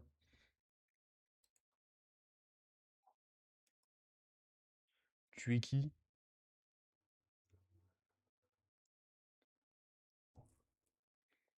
Faux Doué quand il rentre, il marque. Kaname qui a. Jesus. Ok, on a des gilets jaunes dans le chat. Saison 3. Incroyable. Et derrière, on nous dit PSG deuxième LDC. Génial. Ok. Ok. Donc, si on continue. Parce qu'il y a un peu tout dans le chat là. Donc, on va essayer de reprendre un fil conducteur. On a parlé de Bundesliga, on a parlé de Première Ligue, on a parlé de Liga, on a parlé de Ligue 2, on a parlé de Serie A. Qu'est-ce qu'on avait ce week-end en football? On avait les Euro U17 qualification, on ne va pas forcément en parler. Bah, la Ligue 1, alors on va faire rapidement évidemment, comme d'habitude je vous le rappelle, Farmer Street, l'émission où l'on débriefe chaque journée de Ligue 1, on parlera plus précisément de cette 27e journée. Merci à Lisa Marie pour les 5 roses. Désolé, il n'y a pas eu l'alerte. Mais en tout cas, merci beaucoup. Ça fait extrêmement plaisir, hein. Une nouvelle fois, un cadeau comme tous les matins. Euh, T'as la Ligue portugaise. La Ligue portugaise, on va en parler juste après, hein. On va faire le point sur la Ligue portugaise. On va faire le point aussi sur la Super League et la Saoudi. Comme ça, on aura fait. On va aussi parler du football féminin, même si je crois qu'il n'y avait pas de Saudi Pro League ce week-end. Mais on va en parler. On va parler aussi MLS. Penses-tu que Le Mans va monter? Ça va être compliqué hein, quand même pour Le Mans, hein, si on parle de Ligue 2. Euh, Si Le Mans est troisième de cette Ligue 2,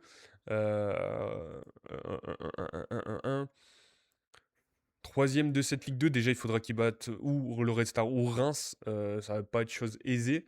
Les redivisés aussi, on peut en parler. Euh, à voir. Franchement, le Mans contre une équipe. Alors, contre Nantes, je vois bien Nantes descendre pour le coup. Mais contre une équipe comme Auxerre, je vois bien Auxerre rester en Ligue 1 quand même, hein. Euh, ou même Nice, hein, possiblement Nice, hein, faut pas l'éluder non plus. On va parler de tous les championnats, mais en tout cas, je vois pas forcément Le Mans monter à part si il passe deuxième de Ligue 2, mais ça va être compliqué d'aller chercher 3 et Saint-Etienne, je pense. Donc sur cette Ligue 1,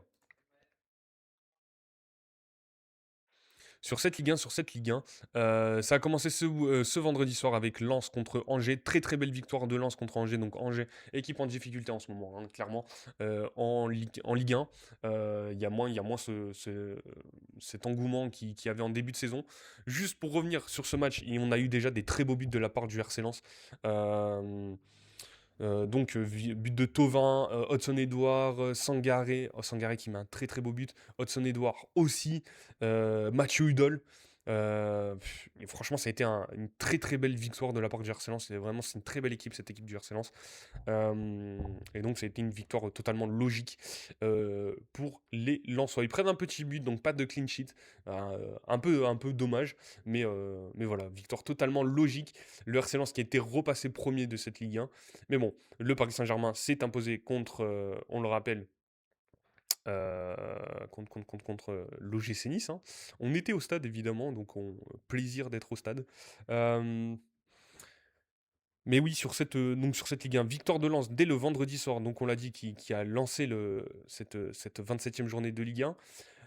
Sur la journée de samedi, Toulouse s'est imposé 1 but à 0 contre Lorient. Toulouse, ça va mieux en ce moment. Ils enchaînent une deuxième victoire d'affilée après celle contre Metz. Auxerre s'est imposé, donc qui n'arrange pas les affaires de l'OGC Nice, qui s'est imposé 3 buts à 0 contre Brest. Euh, Même si le gardien Donovan Léon s'est fait expulser dès la 6e minute. Merci à Rachid pour le follow, ça fait extrêmement plaisir. Merci beaucoup. Bienvenue sur dans la communauté Hattrick, évidemment. On est là pour discuter de football tous les matins 10h midi, mais on a aussi la chaîne YouTube si tu sautes aller voir. En tout cas, ça fait extrêmement plaisir. Merci pour le follow. Donc on disait le Auxerre le gardien d'Auxerre de Novan Léon qui se fait expulser dès la 6e minute. Donc c'est Persin qui rentre évidemment. Et Auxerre qui doit jouer à 10 contre 11 tout le match quasiment. Mais qui s'impose 3 buts à 0, un but de Oko à la 24e minute. Un doublé de Oko à la 58e. Et Dani Namasso qui vient marquer à la 70e minute pour donner cette grosse victoire quand même à domicile à l'Abbé Deschamps pour Auxerre, qui sort pas de cette zone de relégation mais qui reste dans ses phases de barrage et à portée de l'OGC Nice. Il n'y a que seulement 5 points. Ça peut aller très vite dans cette fin de saison en Ligue 1. Et donc il y a seulement à 5 points de l'OGC Nice et du Havre. Faut pas oublier le Havre non plus. Euh, et donc voilà, Auxerre qui se laisse encore quelques chances de se maintenir en Ligue 1 la saison prochaine. Et je l'ai dit, si c'est un Auxerre-Le Mans en barrage, je pense que Auxerre restera en Ligue 1 la saison prochaine. Et avec cette victoire, il se donne 5 points d'avance sur Nantes aussi. Il faut le noter. Nantes qui a perdu ce dimanche soir contre Strasbourg, 3 buts à 2. On va aller sur ce match du dimanche soir directement. Voilà, 3 buts à 2, un but de Oyedele, un but de Panicelli et un doublé même de Panicelli pour cette équipe de Strasbourg. Pourtant, Tabibou avait ouvert le score à 6e minute.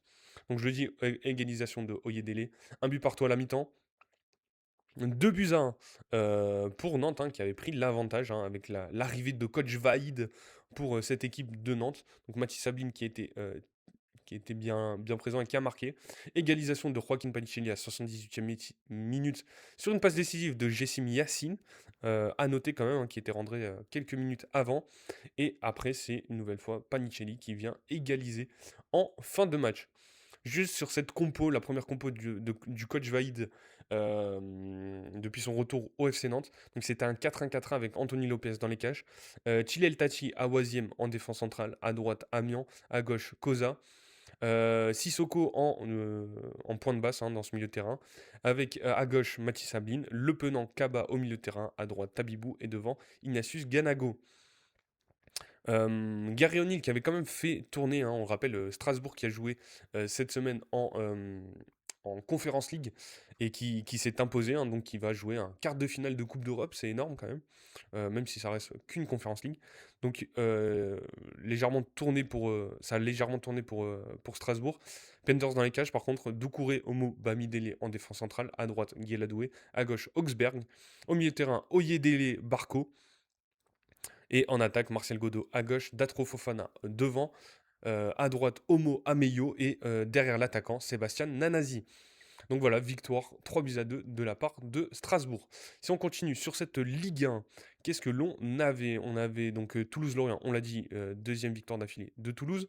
L'OGC Nice qui a perdu 4 buts à 0 sur ce match du jeudi soir contre le Paris Saint-Germain, donc défaite plutôt logique de la part de l'OGC Nice. Clairement, le Paris Saint-Germain est une équipe clairement meilleure. Et donc, penalty de Nuno Mendes. Désiré Doué qui met le doublé en début de deuxième mi-temps. Exclusion de Youssouf N'Diachimiye. Et en fin de match, c'est une domination totale du Paris Saint-Germain avec un but de Dro Fernandez sur une passe décisive de Ousmane Dembélé. Et Wared Zahir Emery qui vient mettre un point d'exclamation à cette victoire du Paris Saint-Germain. C'était tout de même une belle ambiance dans cette équipe, dans ce stade de l'Allianz Riviera, on y était, on le rappelle. C'était plutôt une belle ambiance, mais voilà, défaite logique de la part de l'OGC Nice. Il faudra quand même engranger des points pour les Niçois pour cette fin de saison, parce qu'il y a un calendrier très compliqué. Il y a une demi-finale de Coupe de France aussi contre Strasbourg. Donc ça va pas être de tout repos pour ces Niçois.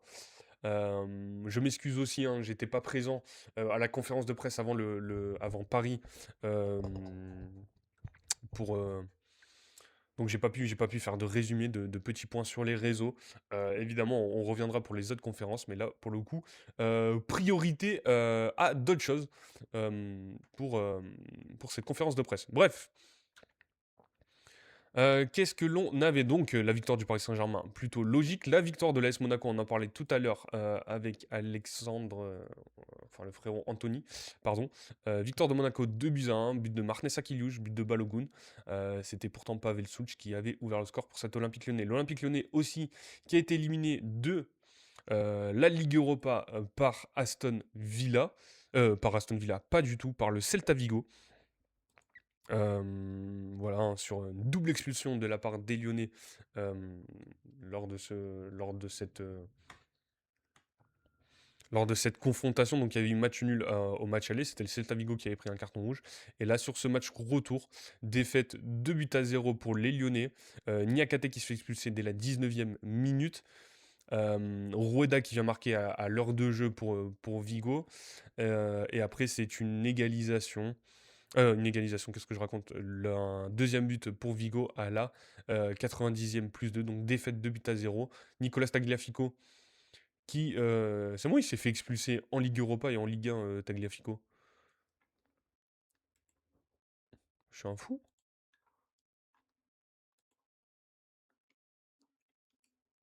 Donc Tagliafico, il se fait expulser. Alors lui, il a fait une belle semaine, hein. Ouais, il a fait une très très belle semaine, Nicolas Tagliafico. Expulsion en Ligue Europa, expulsion en Ligue 1. Il a tout donné. Et donc, et en plus, deux défaites dans l'histoire. Ça commence à faire pas mal de défaites, hein, pour l'Olympique lyonnais, hein.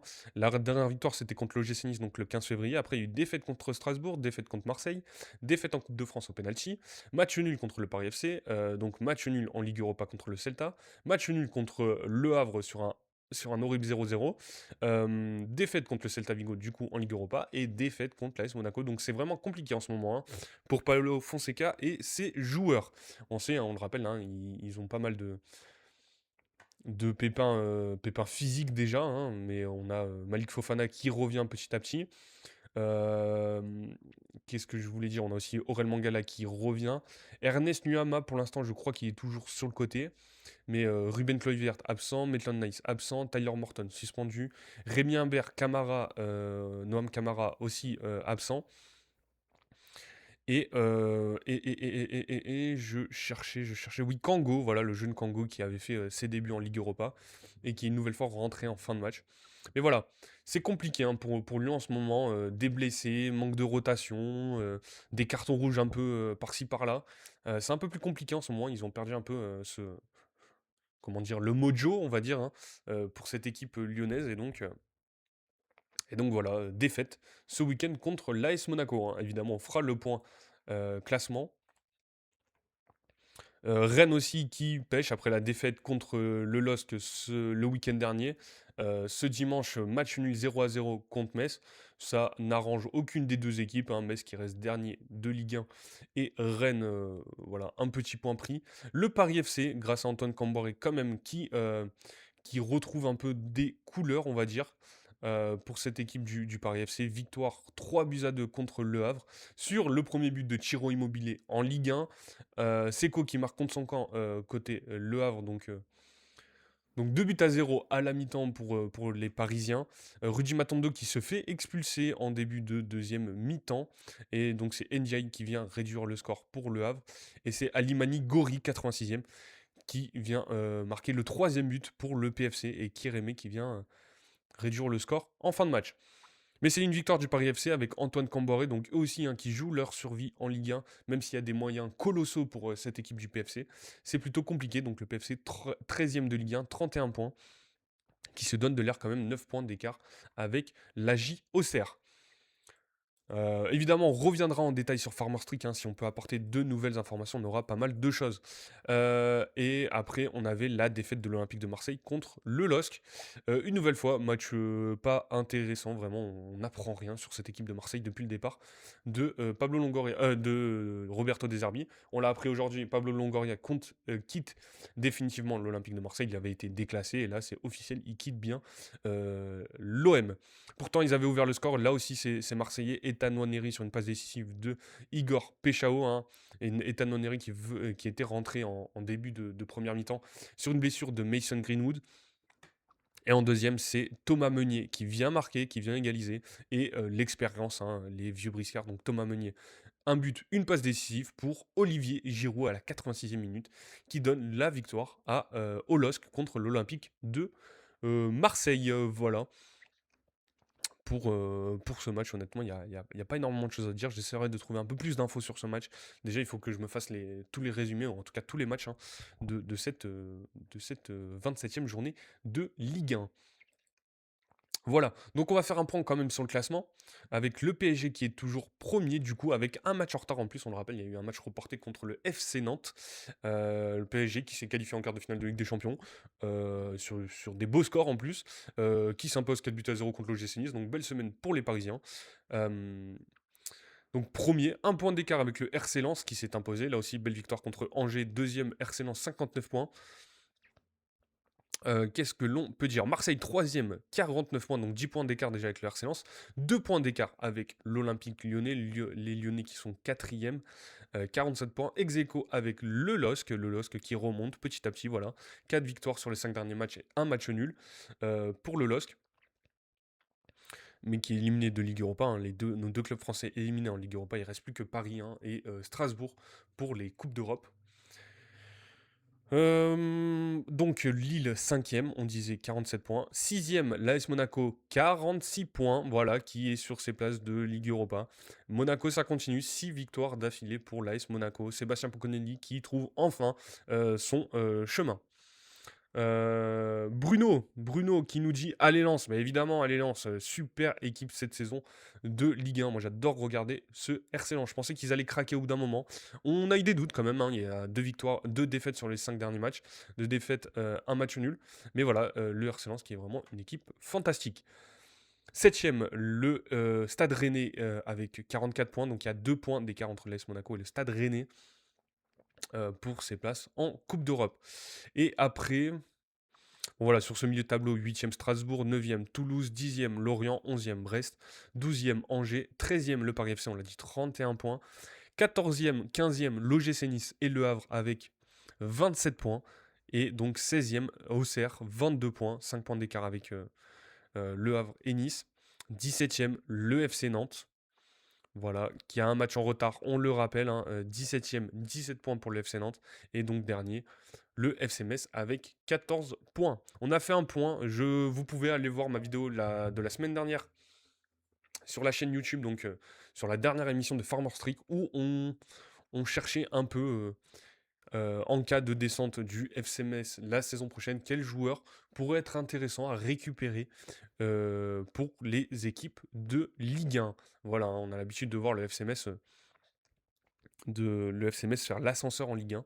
Et donc, quel joueur pourrait être récupéré en Ligue 1 par les autres équipes, hein. On a parlé de Alpha Touré, de Bruno Mugongo, il me semble, le jeune joueur de 16 ans qui a signé son contrat pro, et de Gauthier 1 dans cette équipe du FC Metz. Voilà.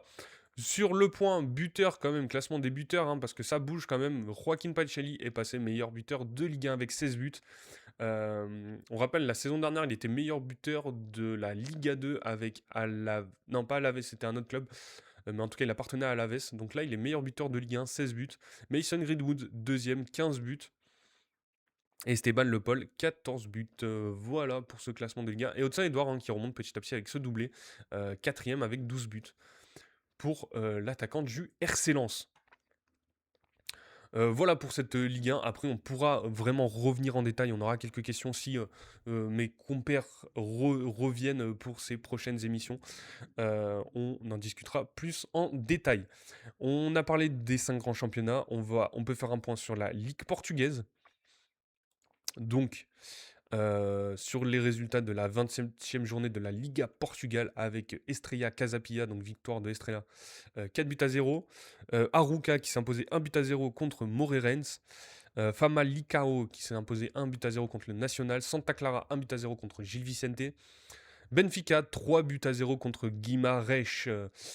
L'équipe de José Mourinho qui continue. Prestiani, Pavlidis et un but de Benny contre son camp pour cette victoire du Benfica. Tondela AFS pardon, 0 à 0. Estoril Rio Ave 2 buts à 1.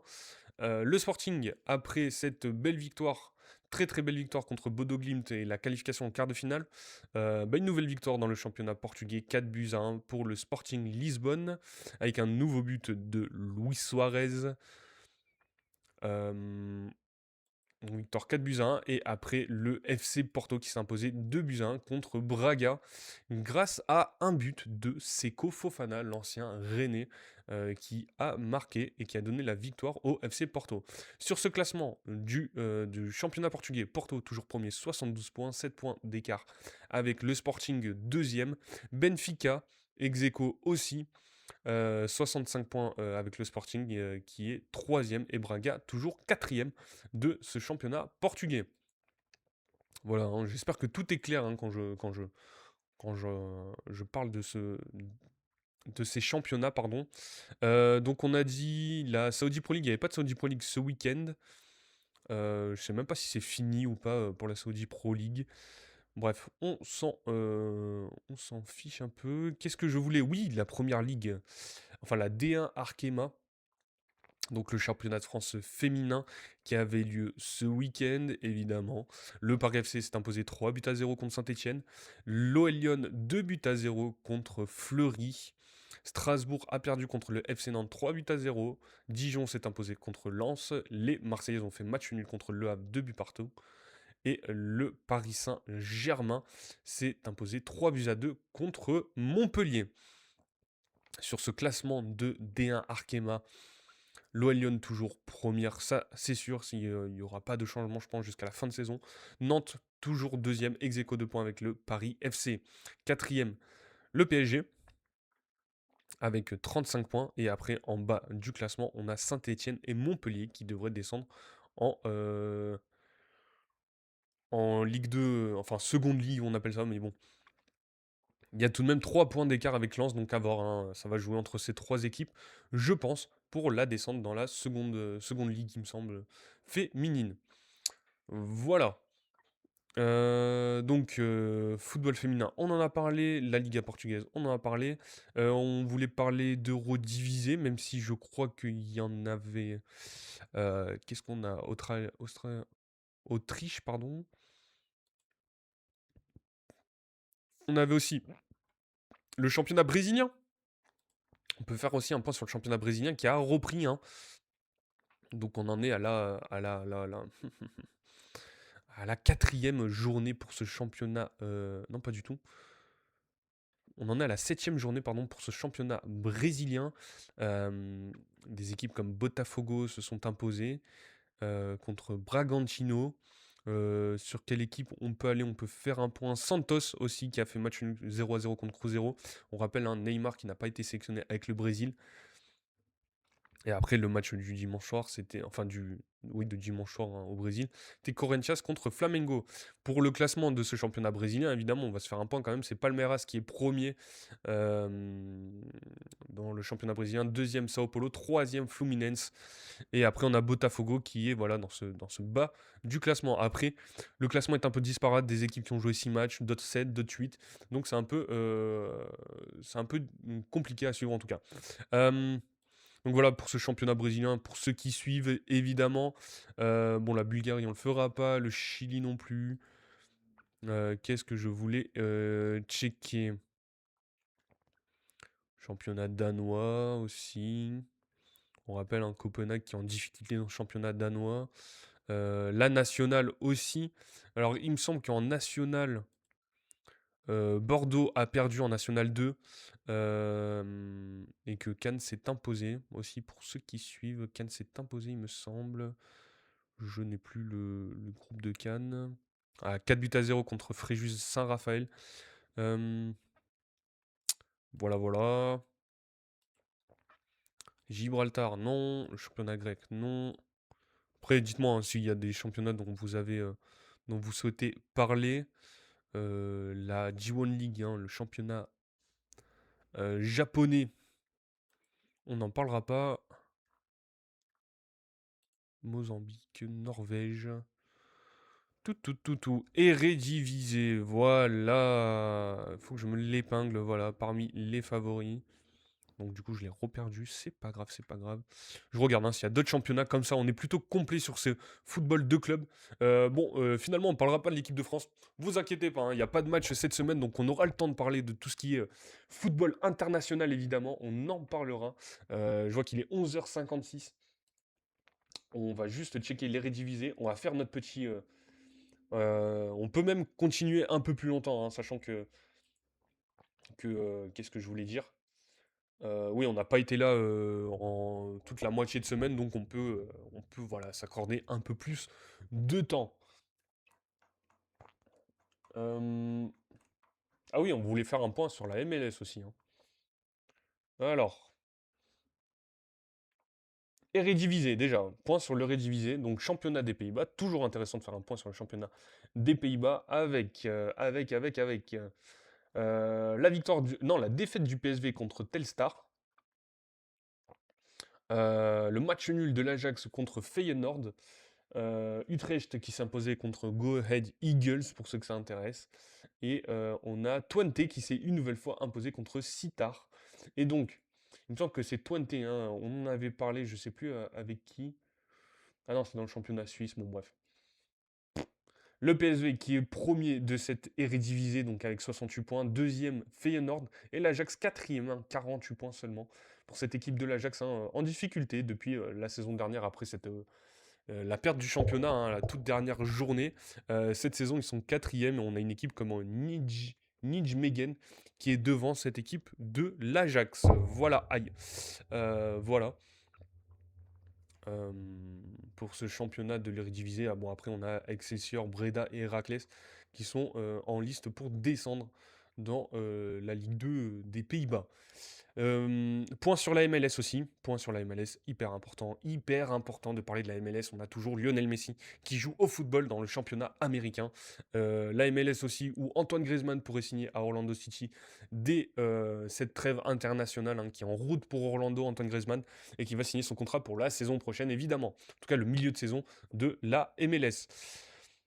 Donc les résultats de ce week-end, on rappelle, hein, il y a beaucoup d'équipes, hein, alors que je dise pas de bêtises, je crois que c'est 30 équipes ou 32 équipes même. Non, 30 équipes pour ce championnat, hein, c'est comme la NBA pour ceux qui suivent, hein, on a deux conférences, conférence Ouest, conférence Est, donc 30 équipes de ce championnat américain, avec Toronto qui a gagné contre Columbus Crew 2 buts à 1. Qu'est-ce que l'on a alors que je me remette dessus? Toronto, victoire 2 buts à 1. Chicago Fire 2 buts à 1 contre Philadelphie. Nashville qui s'est imposé 5 buts à 0 contre Orlando City. Donc un Orlando City qui va avoir besoin d'Antoine Griezmann la saison prochaine. Charlotte 6 buts à 1 contre les New York Red Bulls. On rappelle à Charlotte, hein, Wilfried Zaha, l'ancien de Crystal Palace, l'ancien de l'Olympique Lyonnais même, qui joue là-bas. Est-ce qu'il a marqué Wilfried Zaha? Ah si, il a marqué le quatrième but de son équipe. Voilà, comme ça on a des stats, hein, on peut sortir des anecdotes. Atlanta contre DC United 0 à 0. Saint-Louis contre New England Revolution 3 buts à 1 pour Saint-Louis. Colorado Rapids contre Sporting Kansas 4 buts à 1. Dallas contre le Houston Dynamo, victoire 4 buts à 3 de Dallas. Austin contre Los Angeles, donc là, match nul 0 à 0. Juste à Los Angeles, on va checker qui était bien titulaire, qui ne l'était pas. Pardon. Hugo Loris toujours titulaire, Hugminson toujours titulaire, Denis Banga toujours titulaire dans cette équipe de Los Angeles et Segura en latéral gauche. Palencia aussi, hein, il me semble qu'il est placé par la Ligue 1. Palencia, c'est pas l'ancien de Bordeaux, le frérot. Ah, voilà, Sergi Palencia, passé par le Barça même et Saint-Étienne et qui s'est retrouvé au Los Angeles FC. Voilà. Vancouver contre San Jose Earthquakes. On rappelle Vancouver, le club de Thomas Muller qui est rentré à la mi-temps. L'Inter Miami qui s'est imposé contre New York City sur un coup franc de Lionel Messi. L'inarrêtable Lionel Messi, le GOAT. Voilà, but de Lujan, donc c'est un défenseur, Lionel Messi qui vient mettre l'égalisation du 2-2 à la 68e minute et un but de Michael qui donne la victoire à l'Inter Miami. Lionel Messi était bien titulaire. Tadeo Allende hein, aussi qui avait fait un beau passage, enfin un petit passage du côté du Celta. Toujours Telasco Segovia aussi dans cette équipe de l'Inter Miami. Hein. Et par contre pas de Luis Suarez, pas de Paul. J'ai l'impression Rodrigo De Paul qui était absent, Sergio Reguilón absent et Luis Suarez qui n'est pas rentré, qui est resté sur le banc pour cette équipe de l'Inter Miami. Qu'est-ce que l'on a aussi? Cincinnati contre le FC Montréal, donc victoire de Cincinnati 4-3. Minnesota, Seattle Thunder 0-0. Portland Timbers, Los Angeles Galaxy, match nul, un but partout. Et San Diego, Real Salt Lake, 2 buts partout. Voilà, hein, vraiment beaucoup de matchs hein, en MLS, pas forcément toujours intéressant non plus. Et donc voilà, pour ces conférences, le Los Angeles FC toujours premier aux côtés des Vancouver Whitecaps. Et dans cette conférence Est, Nashville, New York City et l'Inter Miami qui est troisième de cette conférence Est en MLS. Voilà, je pense qu'on a fait le tour hein, du championnat, enfin de tous les clubs hein, dont on voulait parler. Dites-moi hein, dans le chat si vous voulez qu'on discute d'autres choses. J'ai l'impression qu'on a tout fait. Le FL Cup, on en a parlé. La Ligue 1, on en a parlé. La DRKM, on en a parlé. Les Redivisions, on en a parlé. Donc voilà, ce soir, il n'y a pas de... Il a pas de match de foot, il me semble. Hein. En tout cas, euh, pas forcément qu'il y a de la Bundesliga femme. Pour ceux que ça intéresse, il y a de la Première Ligue des moins de 21. Donc le championnat anglais des moins de 21. On a de la Saoudi deuxième division. Qu'est-ce qu'on a? Qu'est-ce qu'on a? Ouais. La Liga 2. Série C. Donc voilà, il n'y a pas de match. Hein. On discutera de matchs évidemment à partir de mardi. Hein. Mardi, il y a quand même comment ça s'appelle, de la Ligue des Champions féminines. Donc on en parlera pour ceux qui suivent. Hein. On regardera sûrement l'OL Lyon en plus contre Wolfsburg. Ouais, on regardera l'OL Lyon contre Wolfsburg, je disais. Et après, on aura quand même le football international. Donc on aura les matchs aussi de Ligue des Champions féminines. Hein, avec le Classico quand même, le Real Barça, dans cette quart de finale, il me semble, de Ligue des Champions féminines. Qu'est-ce que l'on aura aussi? Bon, les qualifications à l'Euro 17. On aura déjà les qualifications pour la prochaine CAN aussi. Euh, mais après, c'est les préliminaires, donc c'est pas des équipes qu'on connaît forcément en Afrique avec, par exemple, l'Érythrée contre l'Eswatini, le Sao Tomé et Principe contre l'Éthiopie et Seychelles contre le Lesotho. S'il y a vraiment des gens qui regardent ces matchs, n'hésitez pas à venir en discuter parce que moi, j'avoue que je ne suis pas forcément ces matchs comme ça, mais je sais qu'il y en a, hein. Il y a des experts du football africain. Et après, on aura les qualifications, les matchs de qualification à la Coupe du Monde, évidemment. Euh, donc le Turquie-Roumanie, Danemark-Macédoine, Italie, Irlande du Nord. L'Italie, est-ce qu'ils vont enfin participer à une Coupe du Monde? Qu'est-ce que l'on a? Pologne-Albanie, Pays de Galles, Bosnie-Herzégovine. Donc il y aura quand même des sujets à discuter, évidemment. Ça sera un peu plus calme que d'habitude, hein, je le redis. Mais on aura quand même deux, trois choses dont on pourra discuter. Il faut juste que je me cale mes matchs. Mes amicaux. Voilà, les amicaux internationaux, voilà. Amical Club, bon ça on s'en tamponne. Bon, on n'a pas fait de revue de presse aujourd'hui, les amis. En tout cas, merci à tous d'avoir été présents. Juste avant de finir ce live, comme ça, on est La revue de presse, on essaiera de se la faire. Bon, la 27e journée de Ligue 1, de toute façon, on en reparlera, on reviendra sur l'équipe type. On reviendra aussi sur Zizou, le futur sélectionneur de l'équipe de France. Oui, non, est-ce que ça a été dit par Philippe Diallo? Juste petit hommage à Dimitri Payet quand même, qui a pris sa retraite, qu'il a annoncé hier hein, au Vélodrome, qui a 39 ans, qui met fin à sa carrière. Bon, il a eu des histoires un peu horribles, enfin, des sales histoires sur sa fin de carrière là au Brésil quand il est passé au Vasco de Gama. On verra ce qu'il en est. Mais en tout cas, voilà, ça a été quand même comment dire, un joueur marquant de notre Ligue 1, Dimitri Payet. Euh, voilà, hein, il a quand même fait 16e au Ballon d'Or, même s'il n'a jamais remporté de trophée, malheureusement.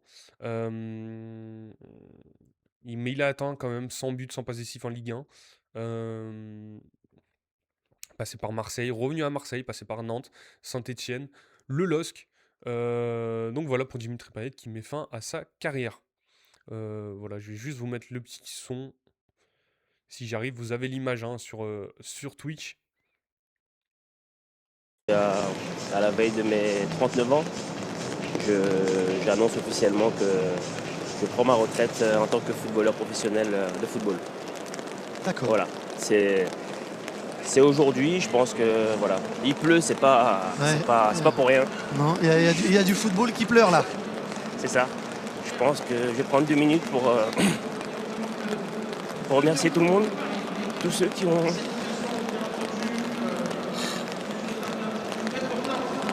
ont partagé ces 20 ans avec moi. Ça a été vraiment pour moi un truc exceptionnel. Je rappelle que voilà, je viens du Nil et mon rêve c'était de devenir professionnel. J'ai réussi à le faire, j'ai réussi à jouer pendant 20 ans au haut niveau, j'ai réussi à jouer pour l'équipe nationale. Et aujourd'hui voilà, c'est la fin d'une belle aventure. Donc merci à tous ceux qui ont participé à ça, pardon. Merci à voilà, tous mes entraîneurs, tous mes coéquipiers, tous les gens qui ont travaillé voilà, au quotidien avec moi, mon équipe, ma famille. Merci aussi à voilà, tous les présidents, tous les dirigeants que j'ai pu rencontrer. Merci à tous ceux qui travaillent dans l'ombre, les gens de l'administratif, les gens de la sécurité, les gens qui entretiennent les terrains, les jardiniers, les cuisiniers.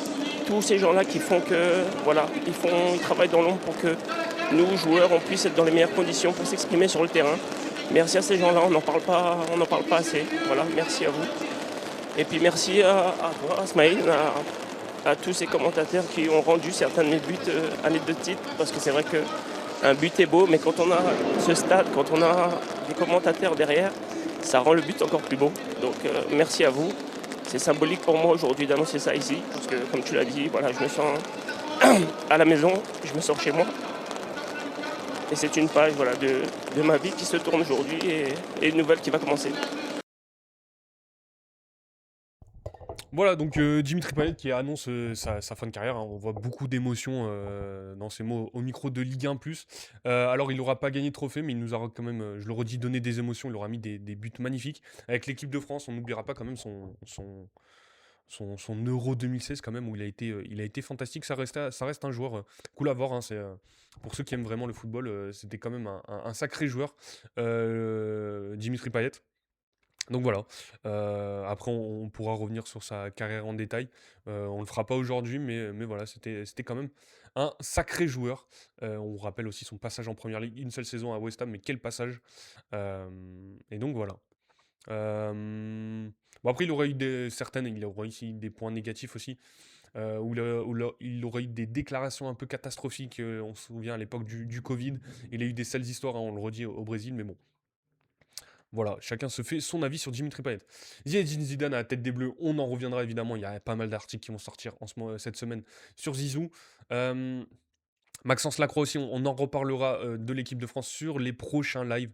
Je vous le rappelle, on en discutera évidemment sur la première sélection de Maxence Lacroix avec l'équipe de France. Antoine Griezmann, donc à Orlando City, on va en parler. Euh, des débats sur la VAR et tout ça. On en parlait tout à l'heure avec les frérots qui étaient pour voilà, Anthony Gonsalves et d'autres personnes sur le débat sur l'arbitrage et la VAR, qui vraiment c'est vraiment le débat niche, la VAR.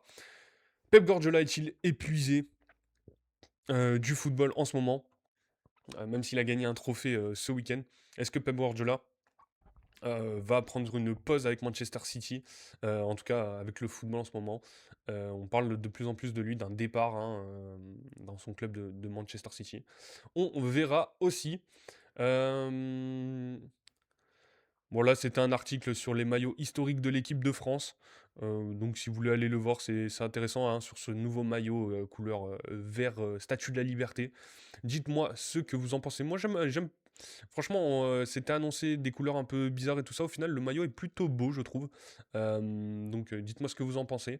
Après, sur ces maillots historiques, moi, j'aimerais bien un retour d'un maillot rouge de l'équipe de France. Je peux vous dire que ça s'achète direct. En plus, à l'époque, c'était Adidas, des très beaux maillots. On a eu pas mal de beaux maillots en équipe de France, en tout cas. Voilà. Donc, juste pour finir ce live, quand même, je vous laisse pas comme ça. La revue de presse, je vous le dis, on en fera une grosse cette semaine. Mais le quiz sur est-ce qu'on a bien suivi le week-end européen, sachant que j'ai pas vu énormément de matchs non plus, mais ça peut être intéressant de voir si j'ai quand même été plutôt bon. Quel joueur de l'équipe de France est blessé ce week-end et manquera le prochain rassemblement des Bleus? Manu Alors, du coup, il y a William Saliba, mais Manu Koné aussi, c'est lui blessé lors du match précédent, d'accord. Bon. En Ligue Europa contre Bologne, et Hugo Tiquet est bien sorti après avoir reçu une béquille, mais il est apte pour le prochain rassemblement. Donc, c'est William Saliba, on le rappelle, qui a été blessé lors du match contre Manchester City. Bon, première erreur. Quelle équipe s'est séparée de son directeur sportif? Waouh, Dortmund, non? D'un commun accord, le Borussia Dortmund a annoncé se séparer de Sébastien Kehl, qui a occupé le poste de directeur sportif du club depuis 2022. Parmi ces clubs anglais candidats à une qualification en Ligue des Champions, qui s'est imposé? Aston Villa. Aston Villa, quatrième de Première Ligue, s'est imposé ce week-end contre West Ham. Les Red Devils, troisième, ont concédé le match nul sur la pelouse de Bournemouth. Les Reds ont perdu à Brighton et les Blues sont lourdement tombés à Everton. Quel club a réalisé une splendide remontée de 0-3 à 4-3 contre le Celta Vigo en Liga? Alaves, mené 3-0 dès la 37e minute de jeu, le 16e de Liga a tout renversé entre la 45e plus 3 et la 78e minute de jeu pour s'éloigner de la zone rouge. Quel ancien joueur de l'OM a ouvert son compteur de buts en Serie A? Robin Novas, l'ancien Marseillais transféré dans la capitale italienne cet hiver, a inscrit l'unique but de la rencontre contre Lecce dimanche. Il n'avait pas marqué lors de ses 8 premières apparitions.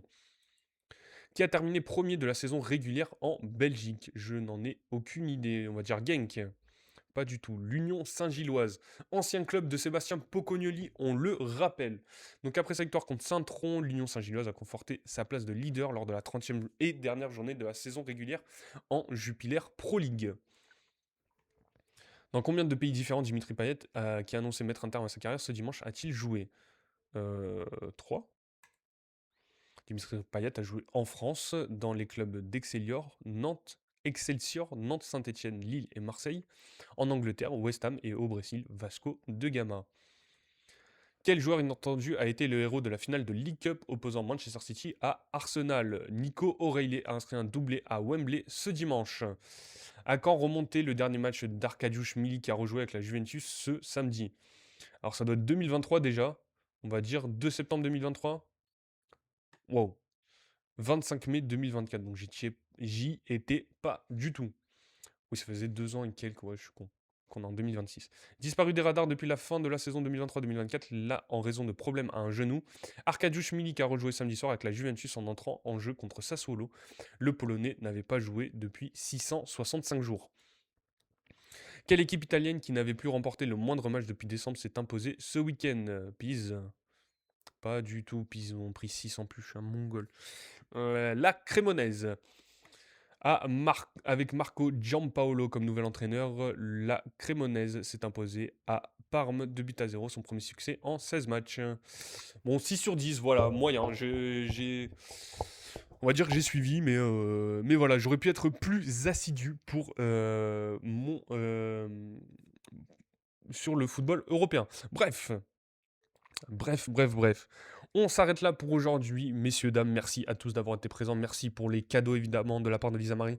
Pour les likes, il y a eu pas mal de likes. Pour les follow aussi, hein, Rachid Rachid Terre qui rejoint la communauté Attrick. Qu'est-ce qu'on a eu aussi? On a eu Anthony Gonsalves qui rejoint la communauté. On a eu Surikatwei. Merci à Tercht aussi, Terchte, je sais pas comment ça se prononce, d'avoir été présent sur le live. Et qui est encore présent. Merci à NoFakes aussi qui est passé, comme d'habitude. Melvax, le frérot, une personne pas parfait, sacré pseudo. Donc voilà, un peu tout le monde qui est passé. Merci à Marine aussi pour les likes. Donc voilà, on se retrouve évidemment demain, 10h midi, pour l'actu du jour en live sur Twitch et TikTok. Donc n'hésitez pas sur Twitch, @TrickFR1, à me suivre évidemment. Et sinon, on se retrouve demain, hein. Et vous pouvez me retrouver sur la chaîne YouTube, je le répète, @TrickFR, sur les plateformes de podcast, Apple Podcast, Spotify, Amazon et Deezer. Et vous pouvez aussi me retrouver sur tous les réseaux sociaux, TikTok, Instagram, X, Facebook. Et on se retrouve demain, 10h midi. Ciao à tous les amis, passez une bonne fin de journée, bon appétit et à demain.